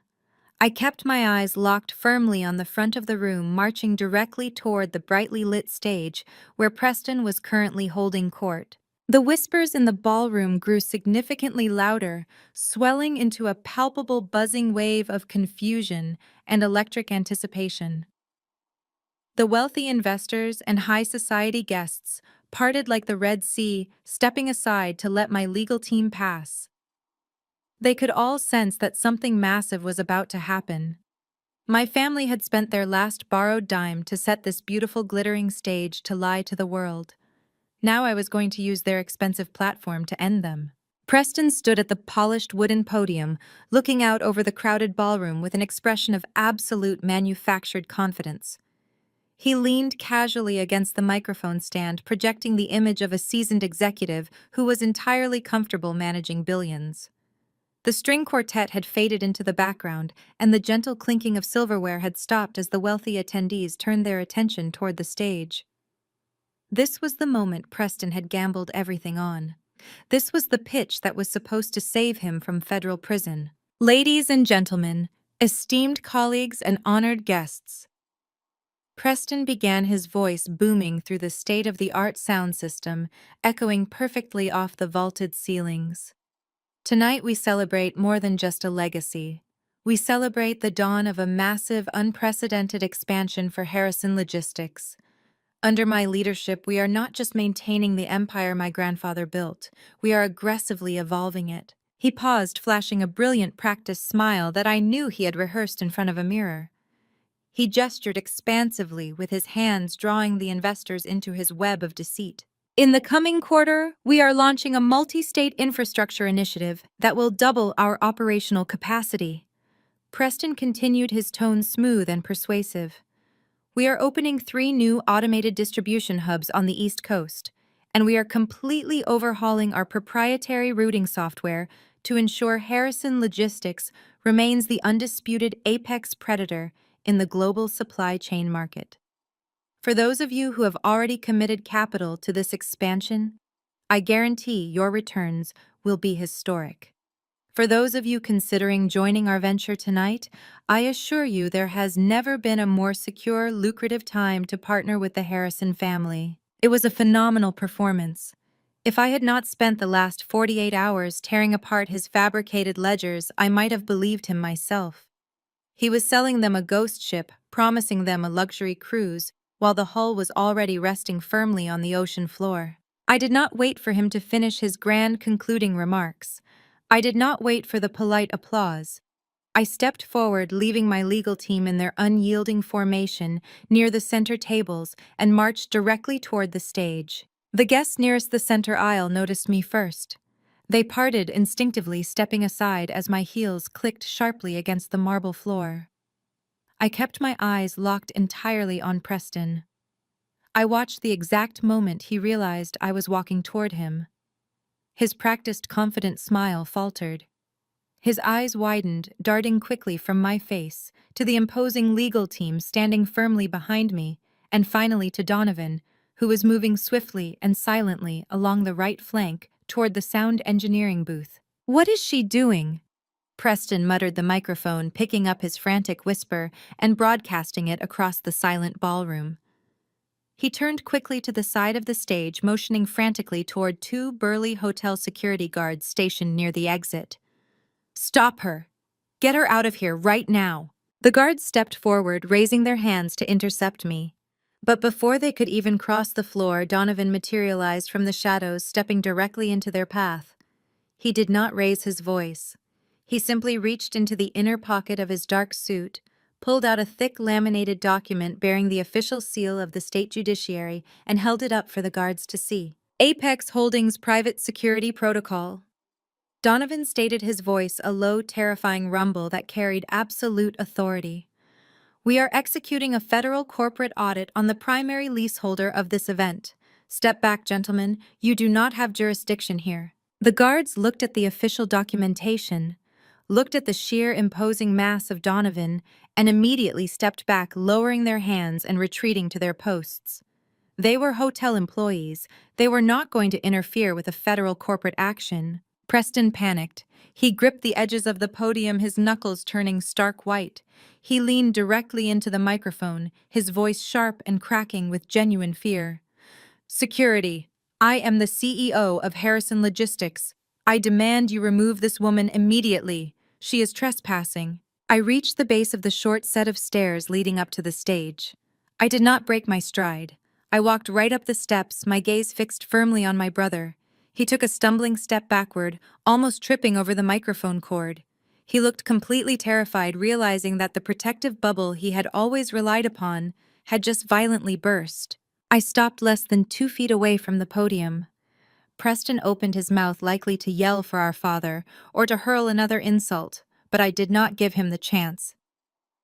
I raised my hand and made a sharp, definitive cutting motion toward Donovan, who was now standing directly inside the sound engineering booth. Donovan hit the master switch. The audio cut out instantly.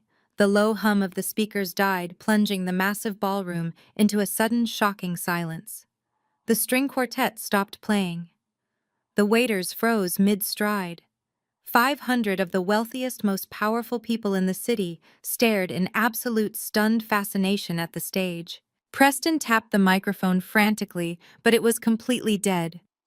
He looked out at the silent, expectant crowd, his face flushing a deep, mottled red.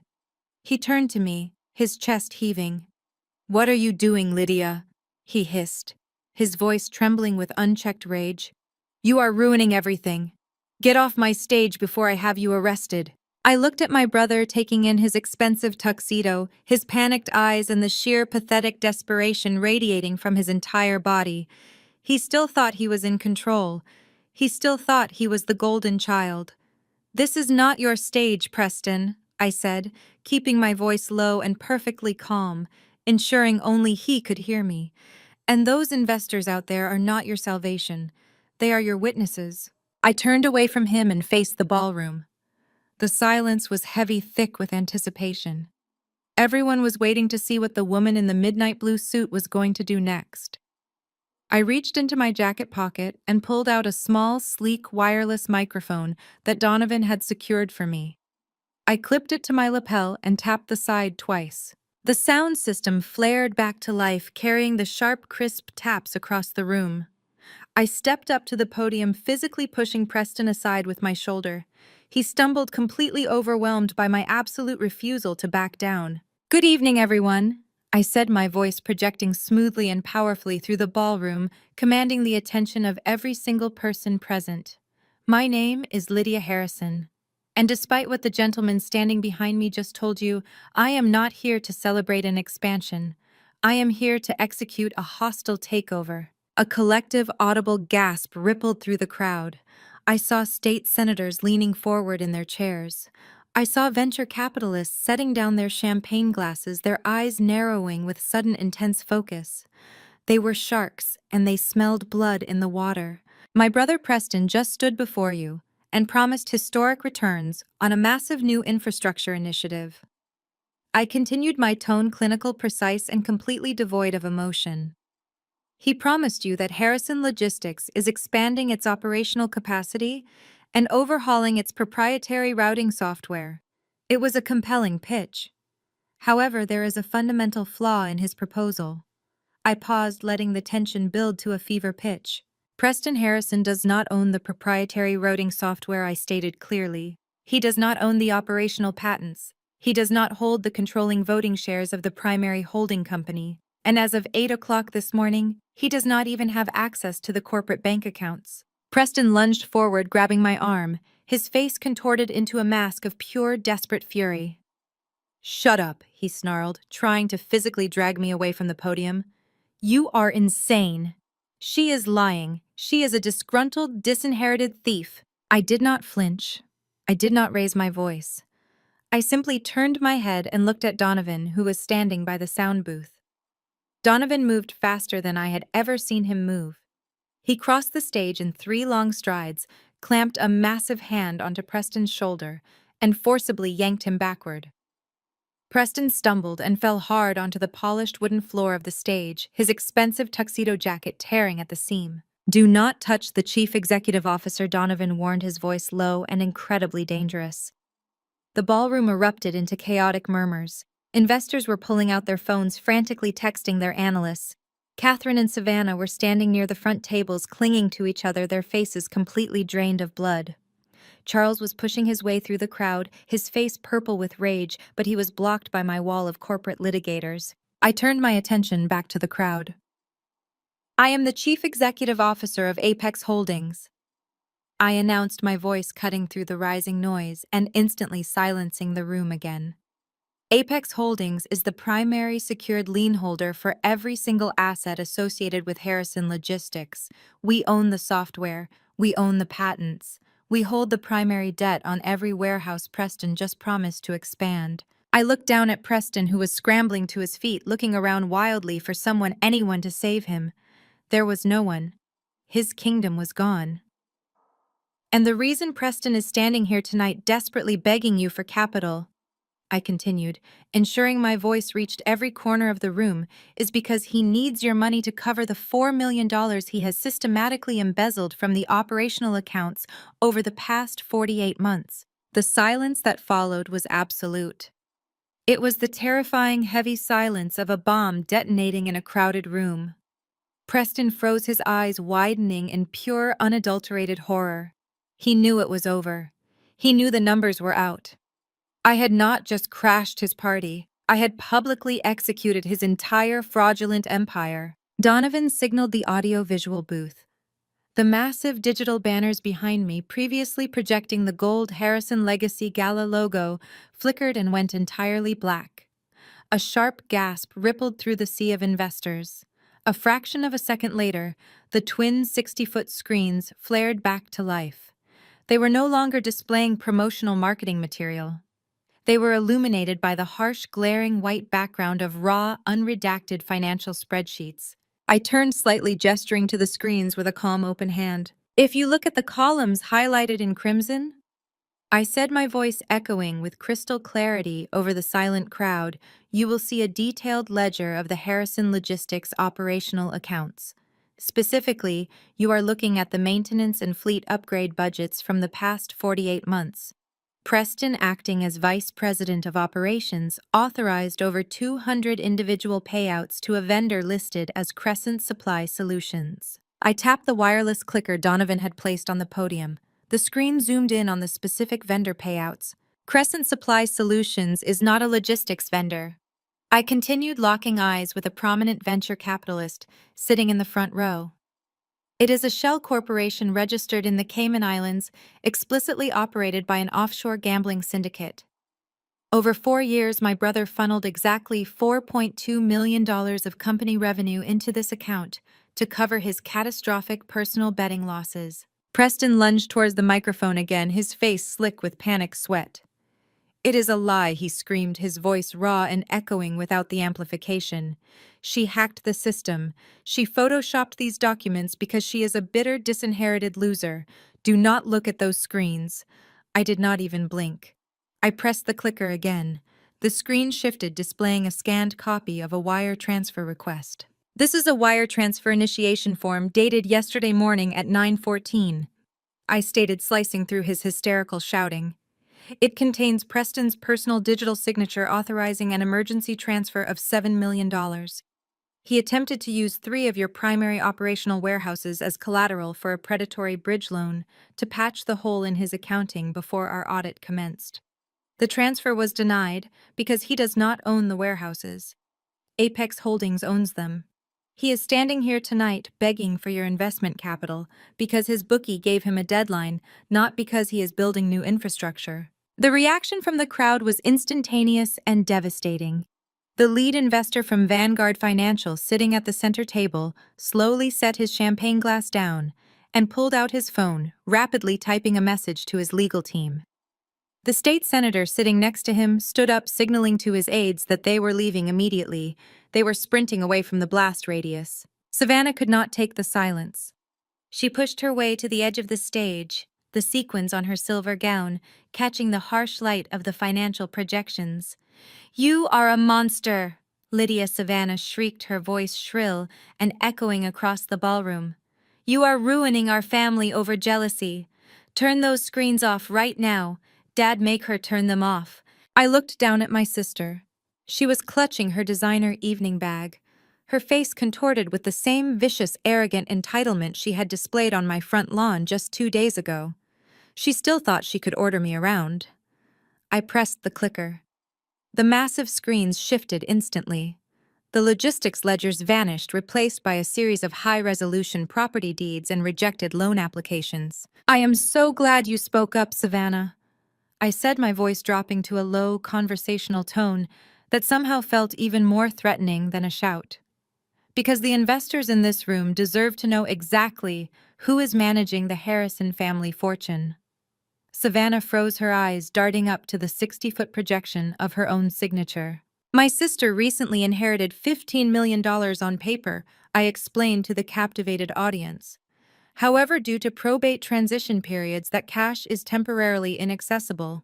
Unwilling to wait, Savannah attempted to secure a massive line of revolving credit. If you look at the document on the left, you will see she used the Harrison penthouse in Manhattan as her primary collateral. Savannah's mouth opened, but no sound came out. She looked completely paralyzed, like a deer caught in the headlights of an oncoming freight train. "There is only one problem with that application," I continued, my voice entirely devoid of mercy. "Savannah does not own the penthouse. My grandfather transferred the deed to Apex Holdings 3 years ago. Savannah committed felony bank fraud by attempting to leverage an asset that legally belongs to my holding company. She currently owes hundreds of thousands of dollars to luxury contractors for a pool house she planned to build after illegally evicting me from my home. Her credit cards are declining. Her accounts are frozen. The golden daughter of the Harrison Empire is entirely bankrupt." The humiliation was absolute. Savannah clutched her stomach, looking physically ill. The high society guests she had spent the entire evening trying to impress were now staring at her with open, unvarnished disgust. The illusion of her flawless, wealthy influencer lifestyle was shredded into a million irrecoverable pieces. She let out a choked, humiliated sob and buried her face in her hands, entirely unable to handle the public exposure of her own fraud.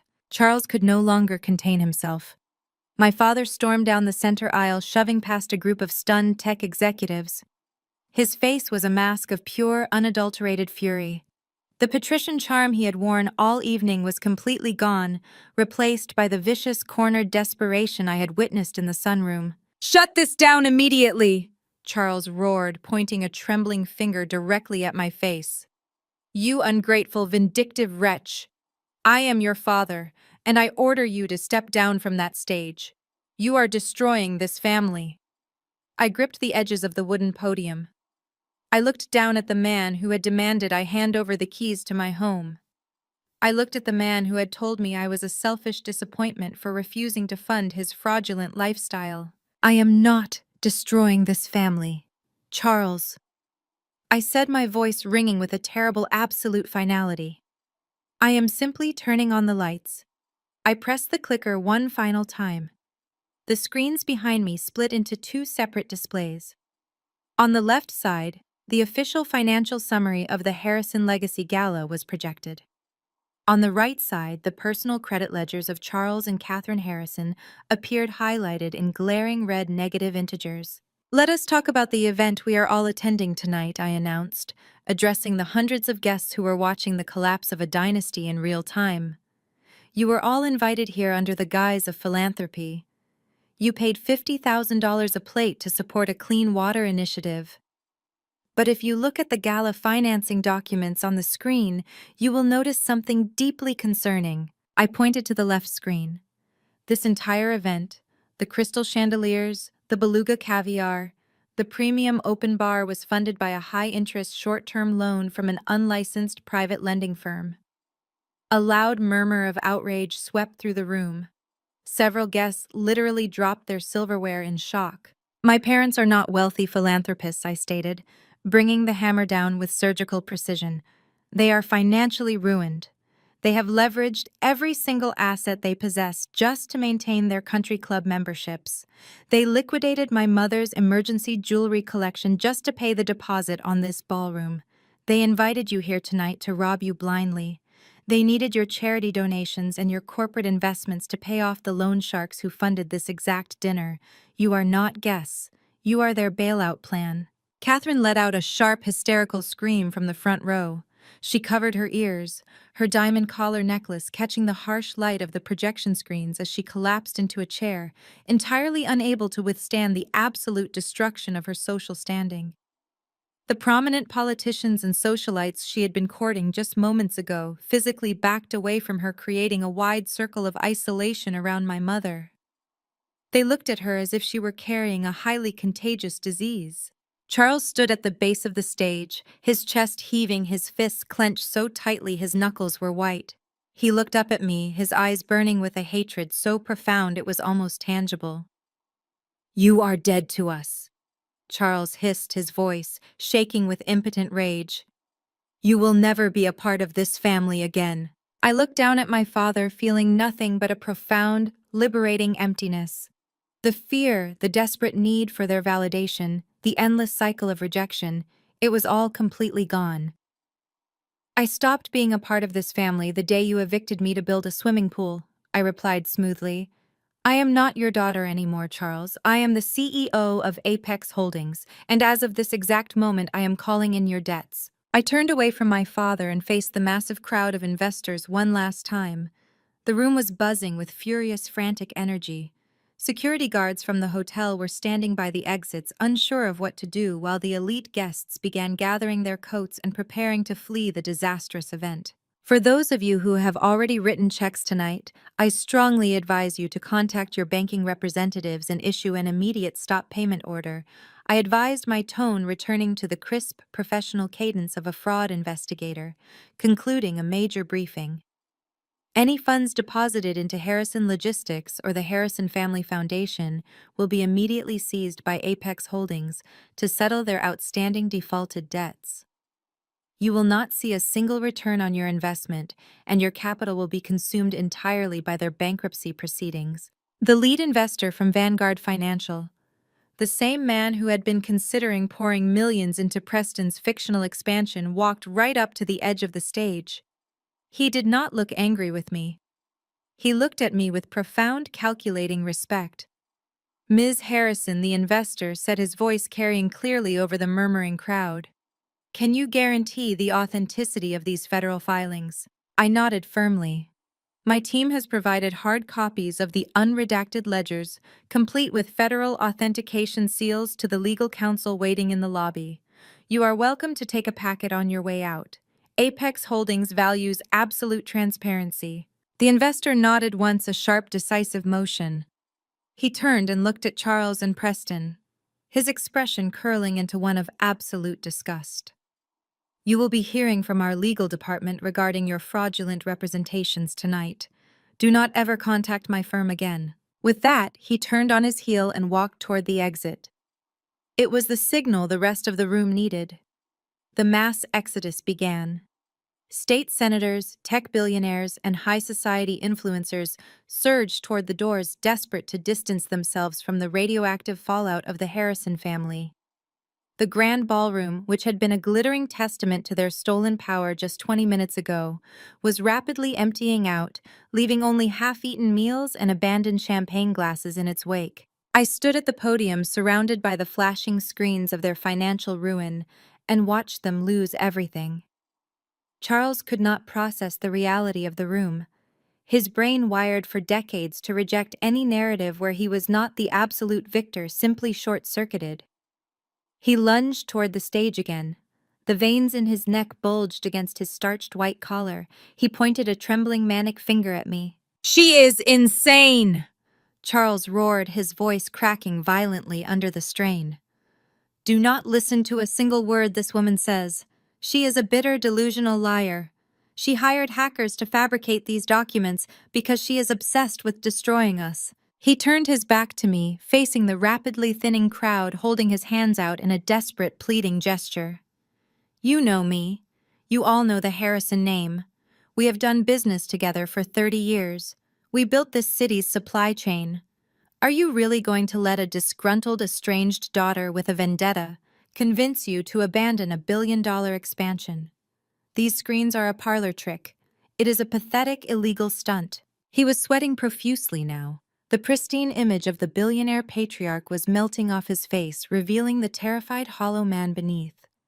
He looked frantically at the few remaining tech executives and politicians who had paused near the exits, watching the spectacle with morbid fascination. "Stay." Charles begged, the command completely gone from his tone. "Sit down. We can explain everything. The logistics company is perfectly solvent. We are opening the new hubs. The returns are guaranteed." The silence that answered him was deafening. Nobody moved back toward their tables. Nobody reached for their checkbooks. Donovan stepped down from the stage, his movements smooth and predatory. He held a secondary wireless microphone in his right hand. He walked straight down the center aisle, bypassing Charles completely, and approached the lead executive from Vanguard Financial, who was still standing near the front row with his legal team. The executive, a sharp-featured man who managed billions in institutional wealth, watched Donovan approach with calculating, ice-cold eyes. Donovan extended his hand, offering the microphone to the executive. "Sir," Donovan said, his voice carrying effortlessly without amplification.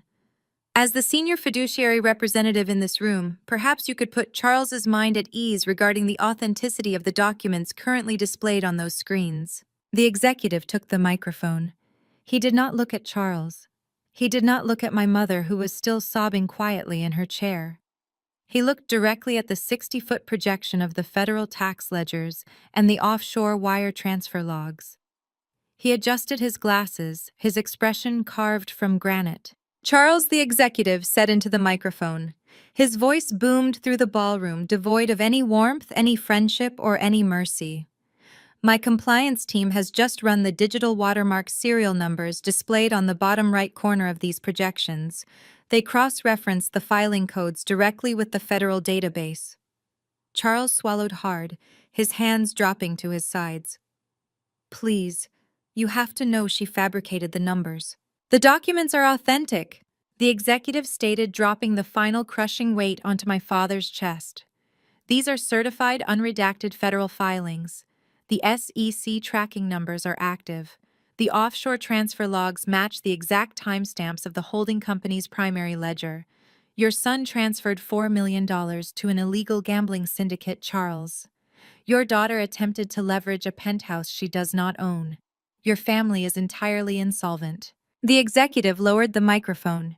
He looked at Charles with absolute, unvarnished disdain. "You invited us here to steal our capital to cover your son's felony embezzlement." The executive continued, handing the microphone back to Donovan. "You looked me in the eye 20 minutes ago and promised me a 30% yield on a logistics expansion that does not exist. You are a fraud, Charles. Your entire family is a liability. If I ever see you or your son approach my firm again, I will personally ensure the federal prosecutors have you remanded without bail." The executive turned his back on my father. He signaled his legal team, and together they walked out of the grand ballroom, not looking back once. Charles collapsed inward, the fight completely drained out of him. He stumbled backward until his legs hit the edge of a dining table, and he sank into a chair, staring blankly at the floor. The great Charles Harrison, the man who had evicted me from my home with a smug smile, was now a broken, publicly humiliated shell. I turned my attention to the right side of the room. Savannah was still on her knees near the floral backdrop, her silver sequined dress pooling around her on the marble floor. She was hyperventilating, her mascara running in dark, jagged streaks down her cheeks. She was clutching her phone, likely watching her credit alerts trigger one by one as the banks froze her accounts. "Savannah," I said, my voice projecting clearly from the podium. She flinched violently at the sound of her name. She looked up at me, her eyes wide with a terror I had never seen her display. The arrogant influencer, the sister who had packed my belongings in garbage bags and mocked my lifestyle, was completely gone. "The 90-day transition hold on your inheritance is not a bureaucratic delay," I informed her, ensuring the remaining guests heard every single word. "It is a permanent freeze. Apex Holdings has officially called in the primary debt on the family estate." Because you attempted to commit bank fraud by leveraging a property you do not own. The holding company has accelerated the collection process. I nodded to the team of corporate litigators standing near the stage. The lead attorney, a tall woman in a sharp gray suit, walked deliberately toward Savannah. She carried a thick, heavy manila envelope. Savannah scrambled backward on the floor, trying to get away from the attorney. No. Stop. Get away from me. The attorney did not stop. She reached Savannah and dropped the heavy envelope directly onto her lap. You are officially served, the attorney stated clearly. Those are the formal foreclosure notices for the Manhattan penthouse, the Malibu estate, and the primary residential properties listed under your name. Apex Holdings is seizing the assets to settle your outstanding debts. I leaned into the microphone. You have exactly 48 hours to vacate the penthouse, Savannah. I recommend you use the premium garbage bags you bought for me on Wednesday. They will be perfect for your designer wardrobe.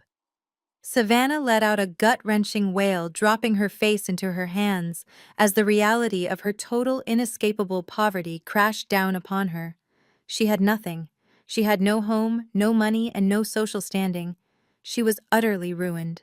Finally, I turned my gaze down to the stage floor. Preston was still sitting there, clutching his torn tuxedo jacket. He was staring at the projected ledgers of his gambling debts, his mouth opening and closing silently.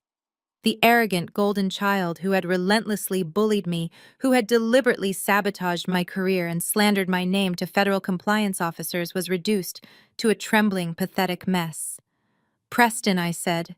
His name echoed like a gavel striking a sound block. He slowly raised his head. His eyes were bloodshot, his face slick with sweat. Lydia, please, he whispered the microphone, picking up the faint, desperate sound. Please, I can fix this. I can pay it back. Do not send me to prison. You cannot pay it back. Preston, I replied, my voice completely stripped of mercy. Because you do not have a job. I picked up a single sheet of paper from the podium. It was the executive termination order drafted and notarized by Donovan just hours ago. Under the corporate bylaws of Harrison Logistics, any executive officer found committing felony embezzlement triggers an immediate non-negotiable transfer of voting rights to the primary lien holder. I read aloud, translating the legal jargon into absolute reality for him. Because you stole $4 million from the operational accounts, you breached your fiduciary duty. Apex Holdings now controls 100% of the voting shares. Preston shook his head rapidly, tears finally spilling over his eyelashes. No. Grandpa left the company to me. It is my company. It was never your company, I corrected him sharply. It was a test, and you failed miserably. As the Chief Executive Officer of Apex Holdings, I am officially announcing the immediate hostile takeover of Harrison Logistics. I looked down at him, feeling the absolute crushing weight of 33 years of toxic abuse finally lifting off my shoulders. You are terminated, Preston. Effective immediately. You are no longer the CEO. You are no longer an executive. As of this exact second, you are legally classified as a trespasser on corporate property. Preston buried his face in his hands, his shoulders shaking with violent, uncontrollable sobs. He had lost the empire. He had lost his freedom. The federal agents would be knocking on his door before the weekend was over. I looked out at the grand ballroom. The few guests who had lingered to watch the carnage unfold were now silently, rapidly moving toward the exits. They did not speak to my parents. They did not offer condolences or support. They actively turned their backs on Catherine Charles Preston and Savannah. The high society crowd, the very people my family had sacrificed my sanity and my childhood to impress, discarded them without a second thought. The Harrison family was officially radioactive. They were pariahs. Within 5 minutes, the massive glittering room was completely empty, save for the catering staff and my legal team. The silence was profound, broken only by the sound of Savannah's weeping and Preston's jagged breathing. I unclipped the wireless microphone from my lapel and set it gently on the wooden podium. I did not need to say another word. The truth had done all the heavy lifting. I stepped down from the stage, walking past my brother, past my sister, and past my parents. They did not try to stop me. They did not utter a single word of protest. They were entirely, utterly broken. Donovan fell into step beside me, the legal team forming a protective wedge behind us as we walked toward the heavy, gilded double doors. I pushed them open, stepping out of the ballroom and into the quiet, brightly lit lobby of the hotel. I took a deep breath, filling my lungs with clear, fresh air. The toxic, suffocating fog of my family's empire was permanently behind me. The hostile takeover was complete. Checkmate. Monday morning arrived with a brutal, uncompromising clarity. I did not return to the safe house. Instead, I instructed Vance to drive me directly to the Harrison Logistics corporate headquarters. The glass and steel tower, which Preston had treated as his personal playground for the last 5 years, was already swarming with Apex Holdings security personnel. Donovan had spent the weekend locking down every physical and digital access point. When I walked through the revolving doors, the lobby was dead silent. Employees stared in stunned fascination as I bypassed the reception desk, flanked by the same corporate litigators who had stood behind me at the gala. We took the executive elevator straight to the top floor. Preston's corner office was a disaster zone. The heavy wooden door was wide open. Inside, Preston was frantically shoving paperwork into a leather briefcase, his tie undone, sweat staining the collar of his expensive dress shirt. He had spent the entire weekend ignoring calls from his gambling syndicate and desperately trying to find a defense lawyer who would take his case without a massive upfront retainer. He had failed on both fronts. "You cannot be here," Preston stammered, dropping a stack of folders as I stepped over the threshold. "This is my office. I am still the vice president of operations until the board votes otherwise." "There is no board anymore, Preston," I said smoothly, stepping fully into the room. "Apex Holdings dissolved the executive committee at 7 o'clock this morning. Your security clearance was revoked on Saturday night." Before he could launch into another pathetic, arrogant tirade, the heavy glass doors at the end of the executive suite swung open. 4 federal agents wearing dark windbreakers stepped into the hallway. They did not look like hotel security guards. They moved with absolute terrifying purpose. Donovan had handed them the unredacted financial ledgers, the wire transfer logs, and the offshore gambling syndicate routing numbers first thing Sunday morning. The federal prosecutors had not even waited for regular Monday business hours to sign the warrants. Preston Harrison, the lead agent, announced, stepping into the office and completely ignoring my presence. "You are under arrest for corporate embezzlement, wire fraud, and violation of the Racketeer Influenced and Corrupt Organizations Act." Preston froze. The color drained from his face so quickly he looked like a corpse.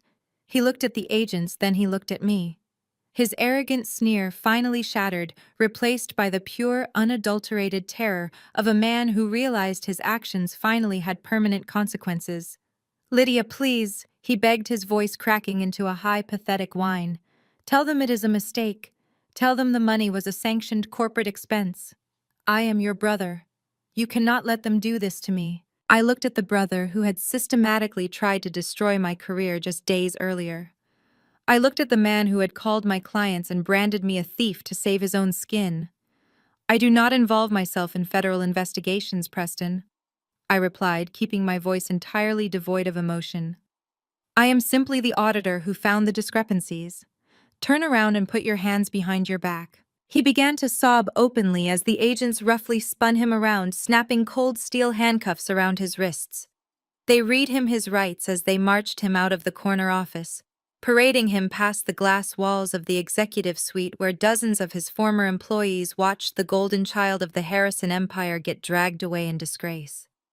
I watched the elevator doors close on his weeping face, feeling absolutely nothing but the cool, refreshing breeze of closure. While Preston was being processed at the federal holding facility, Savannah was experiencing her own brand of spectacular devastation. The foreclosure notices my attorneys handed her at the gala were not empty threats. By Tuesday morning, the bank had formally frozen all her joint accounts. Her husband, a superficial real estate developer who had only married her for her presumed access to the Harrison billions, wasted absolutely no time saving himself. The moment he realized Savannah was completely insolvent and that her family was the subject of a massive federal fraud investigation, he filed for expedited divorce. He did not just file for divorce. He ruthlessly protected his own premarital assets, locked her out of their shared accounts, and legally distanced himself from her fraudulent loan applications. He left her with nothing: no cash, no credit, and no home. I received the operational report from Donovan on Wednesday afternoon. Apex Holdings had officially seized the Manhattan penthouse. Savannah had been given 72 hours to vacate the premises.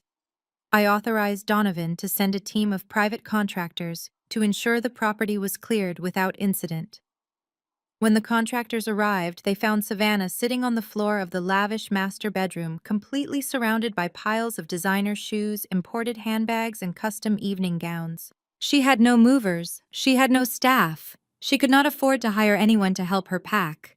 The contractors handed her a stack of the exact same premium heavy-duty black trash bags she had dumped on my front lawn the week prior. According to the report Donovan filed, Savannah screamed at the contractors, threw a crystal vase against the wall, and then ultimately collapsed into hysterics as she was forced to stuff her $2,000 dresses into garbage bags. She dragged them down to the service elevator herself, her perfect influencer facade utterly destroyed. There were no cameras documenting her exit. There were no social media followers cheering her on.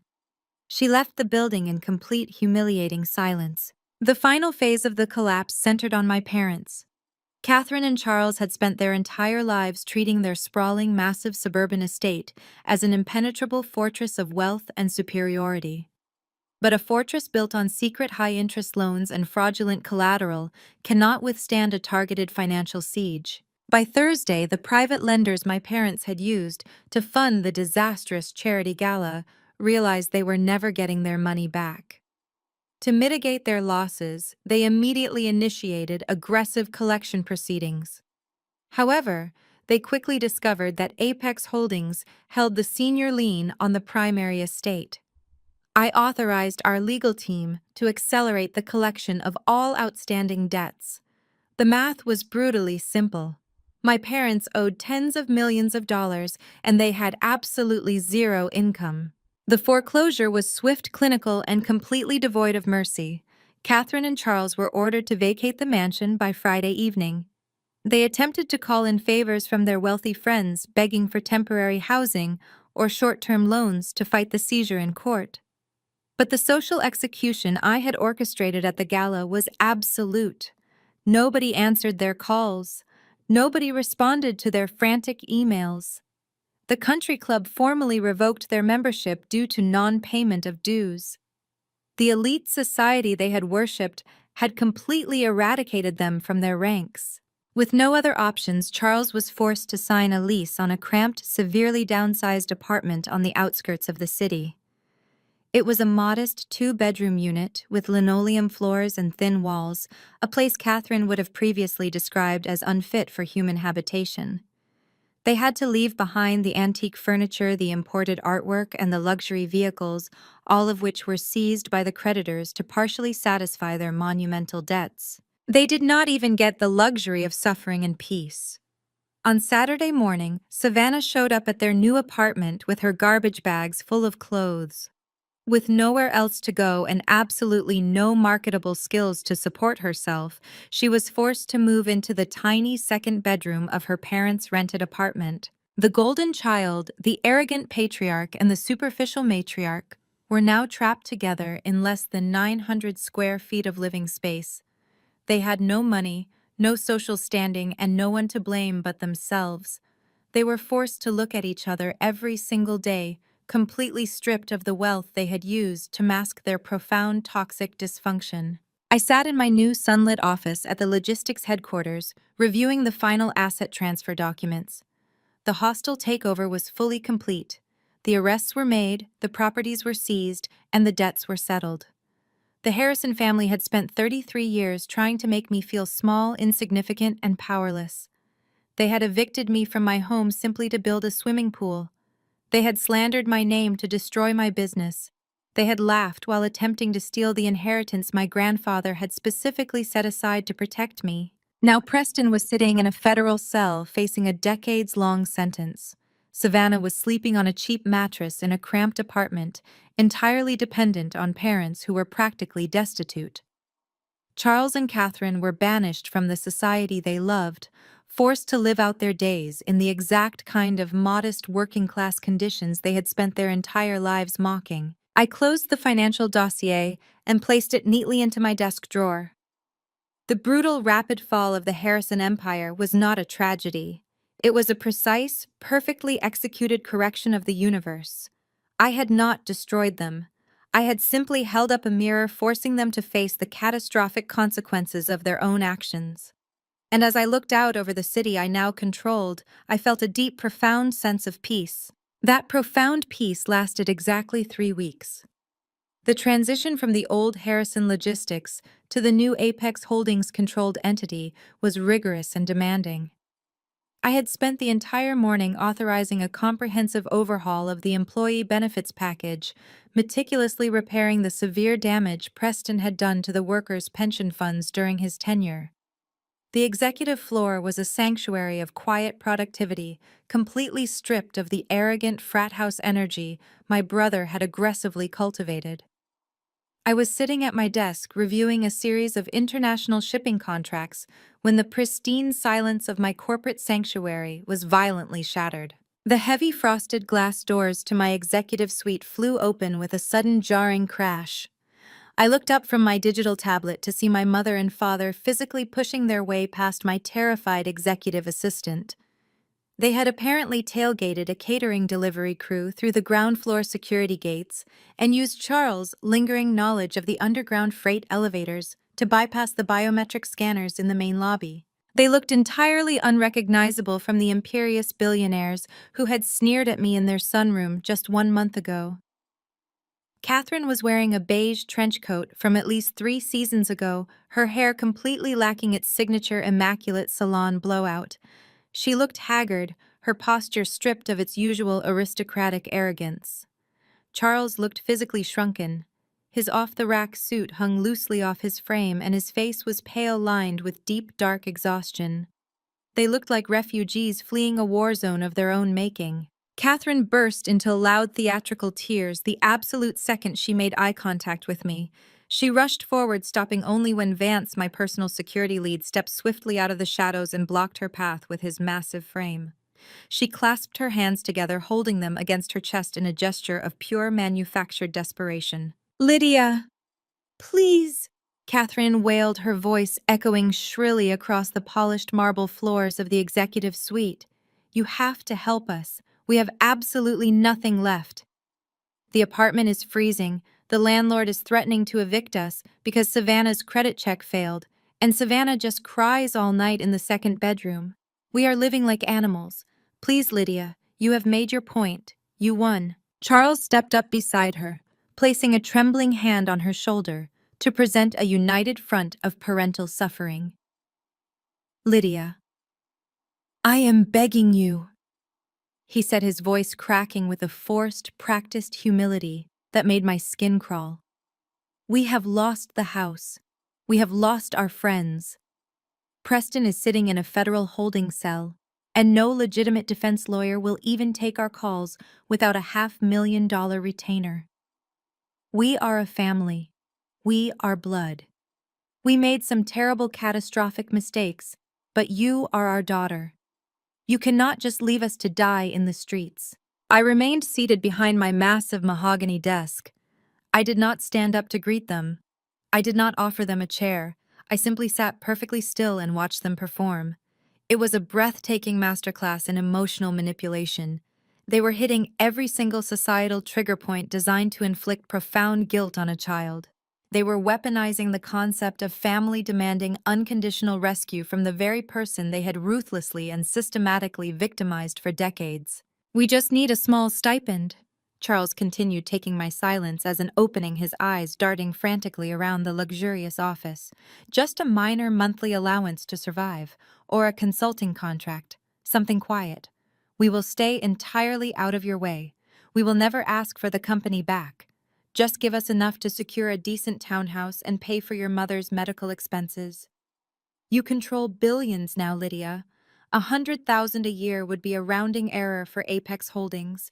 It would cost you absolutely nothing to save your parents. I looked at Charles. I looked at Catherine.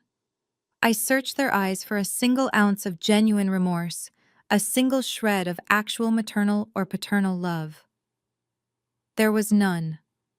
Their eyes were darting around my office, calculating the square footage, assessing the expensive artwork on the walls, looking hungrily at the very wealth they believed they were still inherently entitled to share. They were not looking at a daughter they had wronged. They were looking at an ATM they were desperately trying to hack. "You didn't come here for your daughter," I said, my voice cutting through their pathetic sniffling performance like a scalpel. "You came here for Apex Holdings." Catherine gasped, placing a trembling hand over her mouth. "How can you say that? We came here because we love you. We came here to apologize."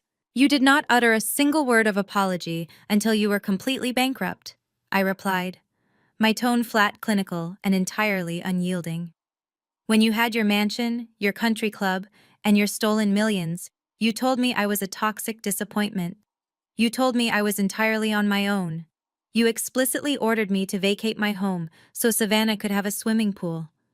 You watched Preston destroy my independent career, and you fiercely defended his actions. You only discovered your parental affection the exact second the bank froze your credit cards. We were blind." Charles pleaded, stepping closer to Vance's imposing blockade. "We were blinded by the money and by Preston's lies. We see the truth now. You are the strong one, Lydia. You are the successful one. We are so incredibly proud of you. Just give us a chance to prove we can be a real family again." "Proud of me," I repeated, letting a short, humorless laugh escape my lips. "You are not proud of me, Charles. You are terrified of me. And you are starving. You do not want a relationship with your daughter. You want a parasite's access to my host company. You want a stipend so you can pretend you are still part of the financial elite. You want to use my money to fund Savannah's influencer delusions and hire criminal defense attorneys for a son who embezzled $4 million. Catherine dropped the weeping act entirely.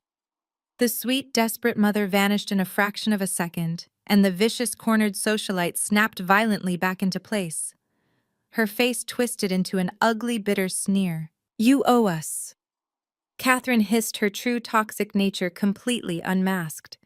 "We gave you life. We raised you. We put clothes on your back. You cannot just hoard all this wealth like a greedy dragon and leave your own flesh and blood to rot in some filthy apartment block. It is unnatural. It is evil." "What is evil," I countered, leaning forward and resting my forearms on the cool surface of the desk, "is building a family dynamic based entirely on financial extortion and psychological abuse." You taught me the rules of your game very clearly, Catherine. You taught me that compassion is a weakness to be exploited. You taught me that resources are only allocated to those who submit to your control. I was an excellent student. I learned your lessons perfectly. I picked up the desk phone and pressed the speed dial for the main security hub downstairs. "Donovan," I said, keeping my eyes locked firmly on my parents. "We have 2 unauthorized trespassers in the executive suite. Please bring an escort team immediately." "They are on their way, Madam CEO," Donovan replied through the speaker, his voice tight with professional urgency. "My apologies for the breach. The ground floor security protocols are being aggressively rewritten as we speak. Cancel the police response," I instructed smoothly. "I do not want them arrested for trespassing. I just want them removed. Permanently." Charles's face drained of all remaining color. He realized the begging had failed. He realized the guilt trip was utterly ineffective against the titanium armor they had forced me to build. He tried one last desperate tactic.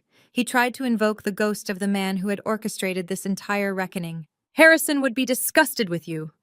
Charles spat, his voice trembling with venom. "Your grandfather built this company to provide for his family. He would never want to see his own son begging for scraps." I stood up from my desk. I walked slowly around the mahogany woods, stopping just a few feet away from where Vance was keeping them contained. "My grandfather knew exactly what he was doing," I stated with absolute unwavering conviction. "He knew you were a parasite, Charles. He knew you and Preston were bleeding his legacy dry. He did not build this empire to fund your reckless vanity. He built it to last. That is why he bypassed you completely. That is why he handed the keys to the only person in this family who actually understands the value of hard work, integrity, and absolute accountability. I am out of the charity business. The heavy glass doors of the executive suite swung open again. Donovan strode into the room, followed by 4 large uniformed security guards. They moved with swift, silent efficiency, surrounding Charles and Catherine in a tight, unyielding perimeter. "You are not my family," I said, delivering the final fatal blow to their delusions. "You are simply 2 bankrupt individuals who managed to breach my corporate security.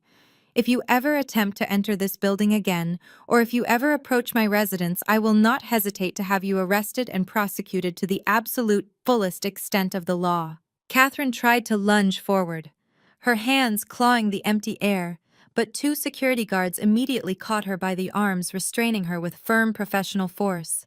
"You will burn in hell for this, Lydia!" she screamed, her voice cracking as they began to physically drag her backward toward the elevators. "You will die alone with all your money. Nobody will ever love you. I would rather die alone than spend one more second trying to earn the love of a parasite," I replied coldly. Charles did not fight the guards. He let them take his arms, his posture completely defeated. He looked back at me one last time as they pulled him toward the exit. There was no anger left in his eyes, only the vacant, hollow stare of a man who realized he had finally played his last card and lost the entire game. The glass doors closed behind them, cutting off Catherine's hysterical shouting. The executive suite fell back into a deep, profound silence. Vance let out a slow breath and returned to his post near the entrance. Donovan walked over to my desk, his expression apologetic. "The security flaw has been identified and neutralized," Donovan reported. "They slipped in through the underground freight loading dock. The biometric scanners have been updated to flag their facial recognition profiles across the entire campus. They will never get within 100 yards of this building again. Make sure the residential security teams have the same updates," I said, walking back to my desk and sitting down. "They are desperate. Desperate people do irrational things." "Already done," Donovan confirmed. He looked at me, studying my face for any sign of emotional fracture. "Are you all right, Lydia?" I looked out the window at the sprawling city below. I thought about the sheer, unadulterated panic in their voices. I thought about how easily they had tried to manipulate my empathy, weaponizing the very concept of family they had spent 33 years desecrating. And I realized that I felt absolutely nothing for them. The deep, aching wound of my childhood, the desperate need for their approval, had been completely cauterized. "I am perfectly fine, Donovan," I said, picking up my digital tablet and opening the next file on my agenda. "Let us get back to work. We have an empire to run." 1 year later, the sprawling metropolis below my executive suite looked entirely different. It was not the city that had changed, but the lens through which I viewed it. The suffocating smog of my family's toxic expectations had completely dissipated, leaving behind a clear, unobstructed horizon. The executive floor of Apex Holdings was unrecognizable from the dark, tense battleground it had been on the day I forcibly removed my parents. The heavy, oppressive mahogany paneling and the shadowed, secretive corners that Preston had favored were completely gone. In their place, I had overseen a massive architectural renovation. The walls were now constructed of reinforced, soundproof glass. Natural sunlight flooded every inch of the workspace. The physical transparency of the building was a direct, intentional reflection of the new corporate culture I had ruthlessly installed. Transforming Harrison Logistics into a legitimate ethical powerhouse had not been a simple undertaking. When I took the helm, the company was a rotting labyrinth of offshore shell accounts, ghost payrolls, and predatory vendor contracts. Preston had not just been embezzling to cover his gambling debts, he had fostered an entire executive culture of graft, bribery, and systemic corruption. But I was not a traditional logistics CEO. I was a certified fraud investigator who had spent a decade dissecting white-collar crime. I did not just manage the company, I audited it down to the bare, exposed studs. In the first 90 days of my tenure, I terminated over 40 senior executives and regional managers who had been complicit in Preston's illegal schemes. I did not offer them quiet severance packages or graceful resignations. I handed their unredacted digital footprints directly to federal prosecutors. The swift, merciless corporate purge sent a shockwave through the entire global supply chain industry. I instituted rigorous, uncompromising compliance protocols utilizing the proprietary routing software algorithms that my grandfather had secreted away in the Shadow Trust. The results of my aggressive restructuring were nothing short of historic. Stripped of the massive financial hemorrhaging caused by my family's embezzlement and reckless spending, Harrison Logistics experienced a staggering resurgence. The multi-state infrastructure expansion that Preston had falsely promised to the investors at the charity gala became a tangible reality under my leadership. We opened 5 new automated distribution hubs on the East Coast, all funded entirely by clean, verified operational capital. Profits soared by 40% in the third quarter alone. The very investors who had fled the ballroom in absolute disgust returned to the negotiating table, offering unprecedented capital backing because they knew their investments were finally protected by a CEO who valued absolute financial integrity. I had cleaned up the industry, standardized our compliance software, and solidified Apex Holdings as the undisputed apex predator of the global logistics market. I had done it all without compromising my ethics, and more importantly, I had done it completely on my own terms. I sat back in my ergonomic desk chair, letting the warmth of the afternoon sun wash over my face. The office was a sanctuary of quiet, focused power. There were no frantic phone calls from creditors, no toxic family members dropping by unannounced to demand unearned stipends, and no dark secrets hidden in the floorboards. On the corner of my pristine glass desk sat a single simple silver frame. It held a candid photograph of Grandpa Harrison. He was standing on the loading dock of his very first warehouse, wearing a faded canvas jacket, his arms crossed over his chest, and a fiercely intelligent, calculating spark in his eyes. I looked at the photograph, tracing the familiar lines of his face. He had taken a massive, unprecedented gamble on me. He had watched my parents and my siblings consume his legacy like a swarm of ravenous locusts, and he had recognized that the only way to save his empire was to hand the detonator to the outcast daughter. He knew that placing the 10-digit phone number in that blank envelope would either break me completely or forge me into titanium. "You were right, Grandpa," I whispered into the quiet, sunlit room, a genuine, peaceful smile curving my lips. "You knew exactly what you were doing." My private cell phone resting on the desk beside the photograph vibrated softly. The screen illuminated, displaying an incoming voicemail notification. I did not need to look at the caller ID to know who it was. The automated transcript software generated the text on the screen, translating the frantic, breathless audio into cold, hard words.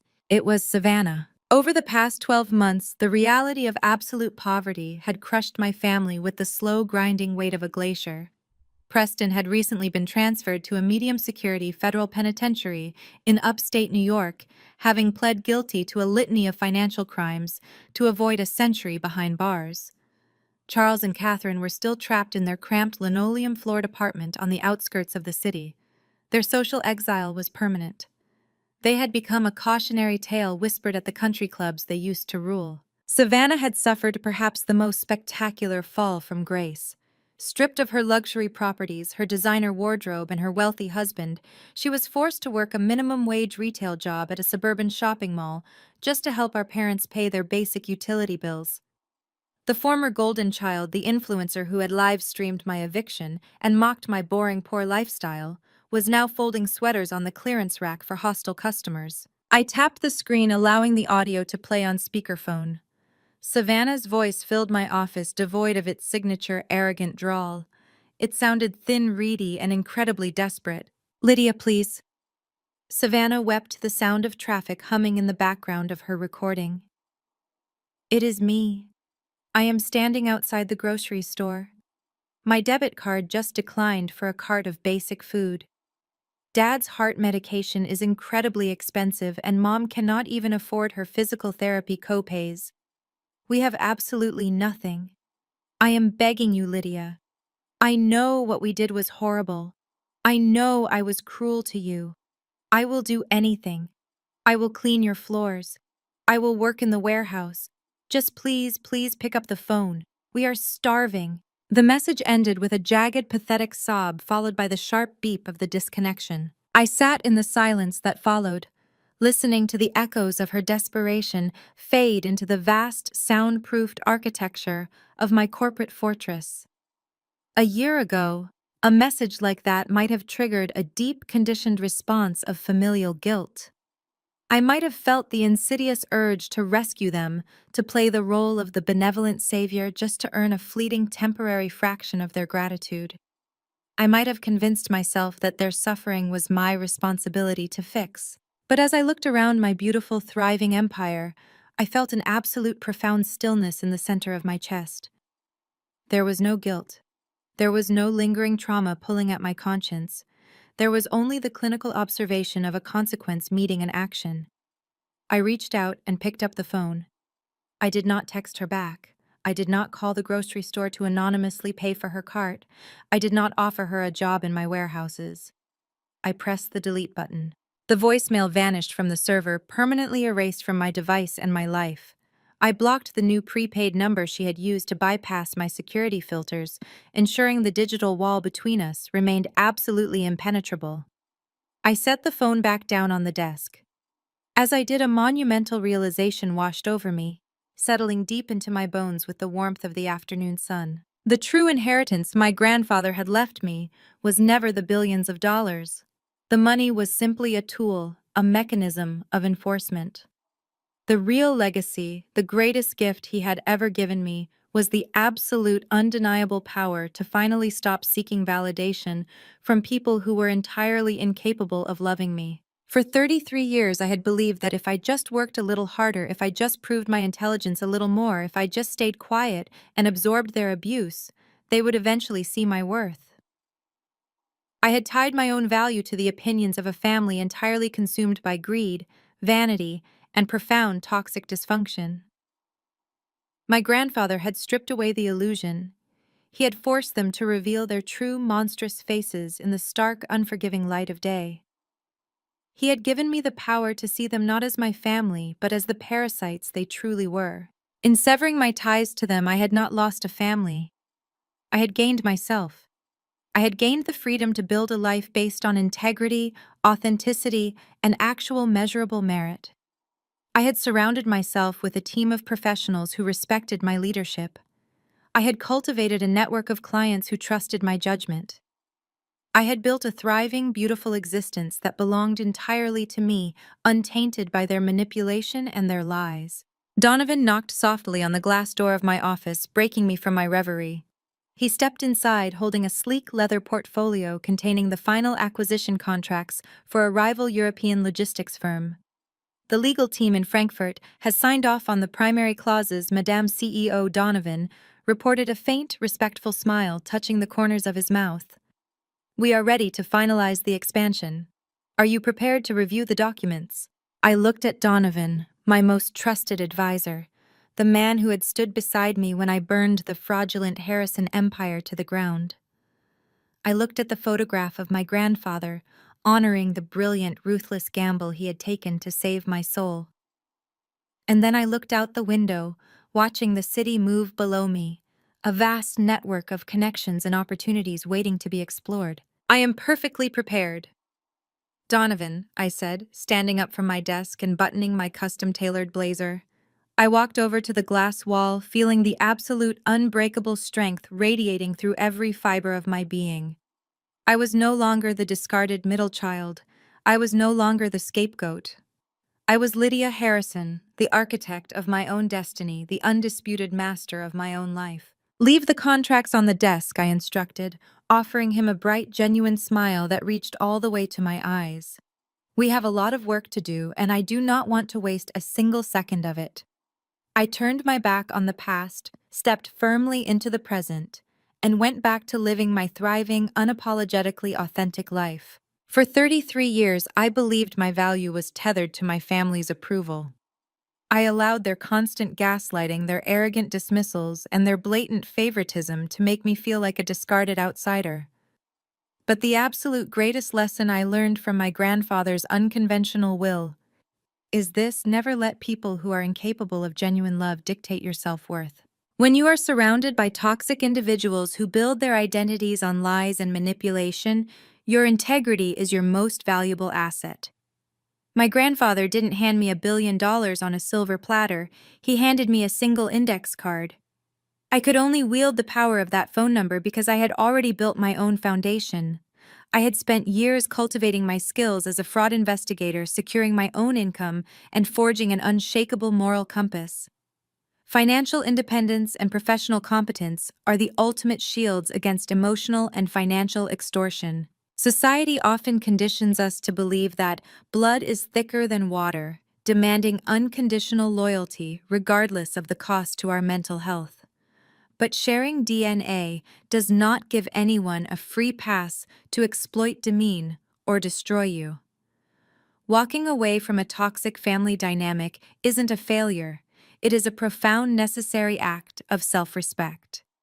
True power materializes the exact moment you stop seeking validation from those who only wish to tear you down. I transformed my exclusion into a thriving empire, and you have the absolute strength to reclaim your own narrative too. Have you ever had to draw a hard boundary with relatives who constantly underestimated your worth? Share your experiences in the comments below. If my journey of executing the ultimate corporate checkmate resonated with you, hit that like button and subscribe for more stories about uncovering the truth and taking back your power.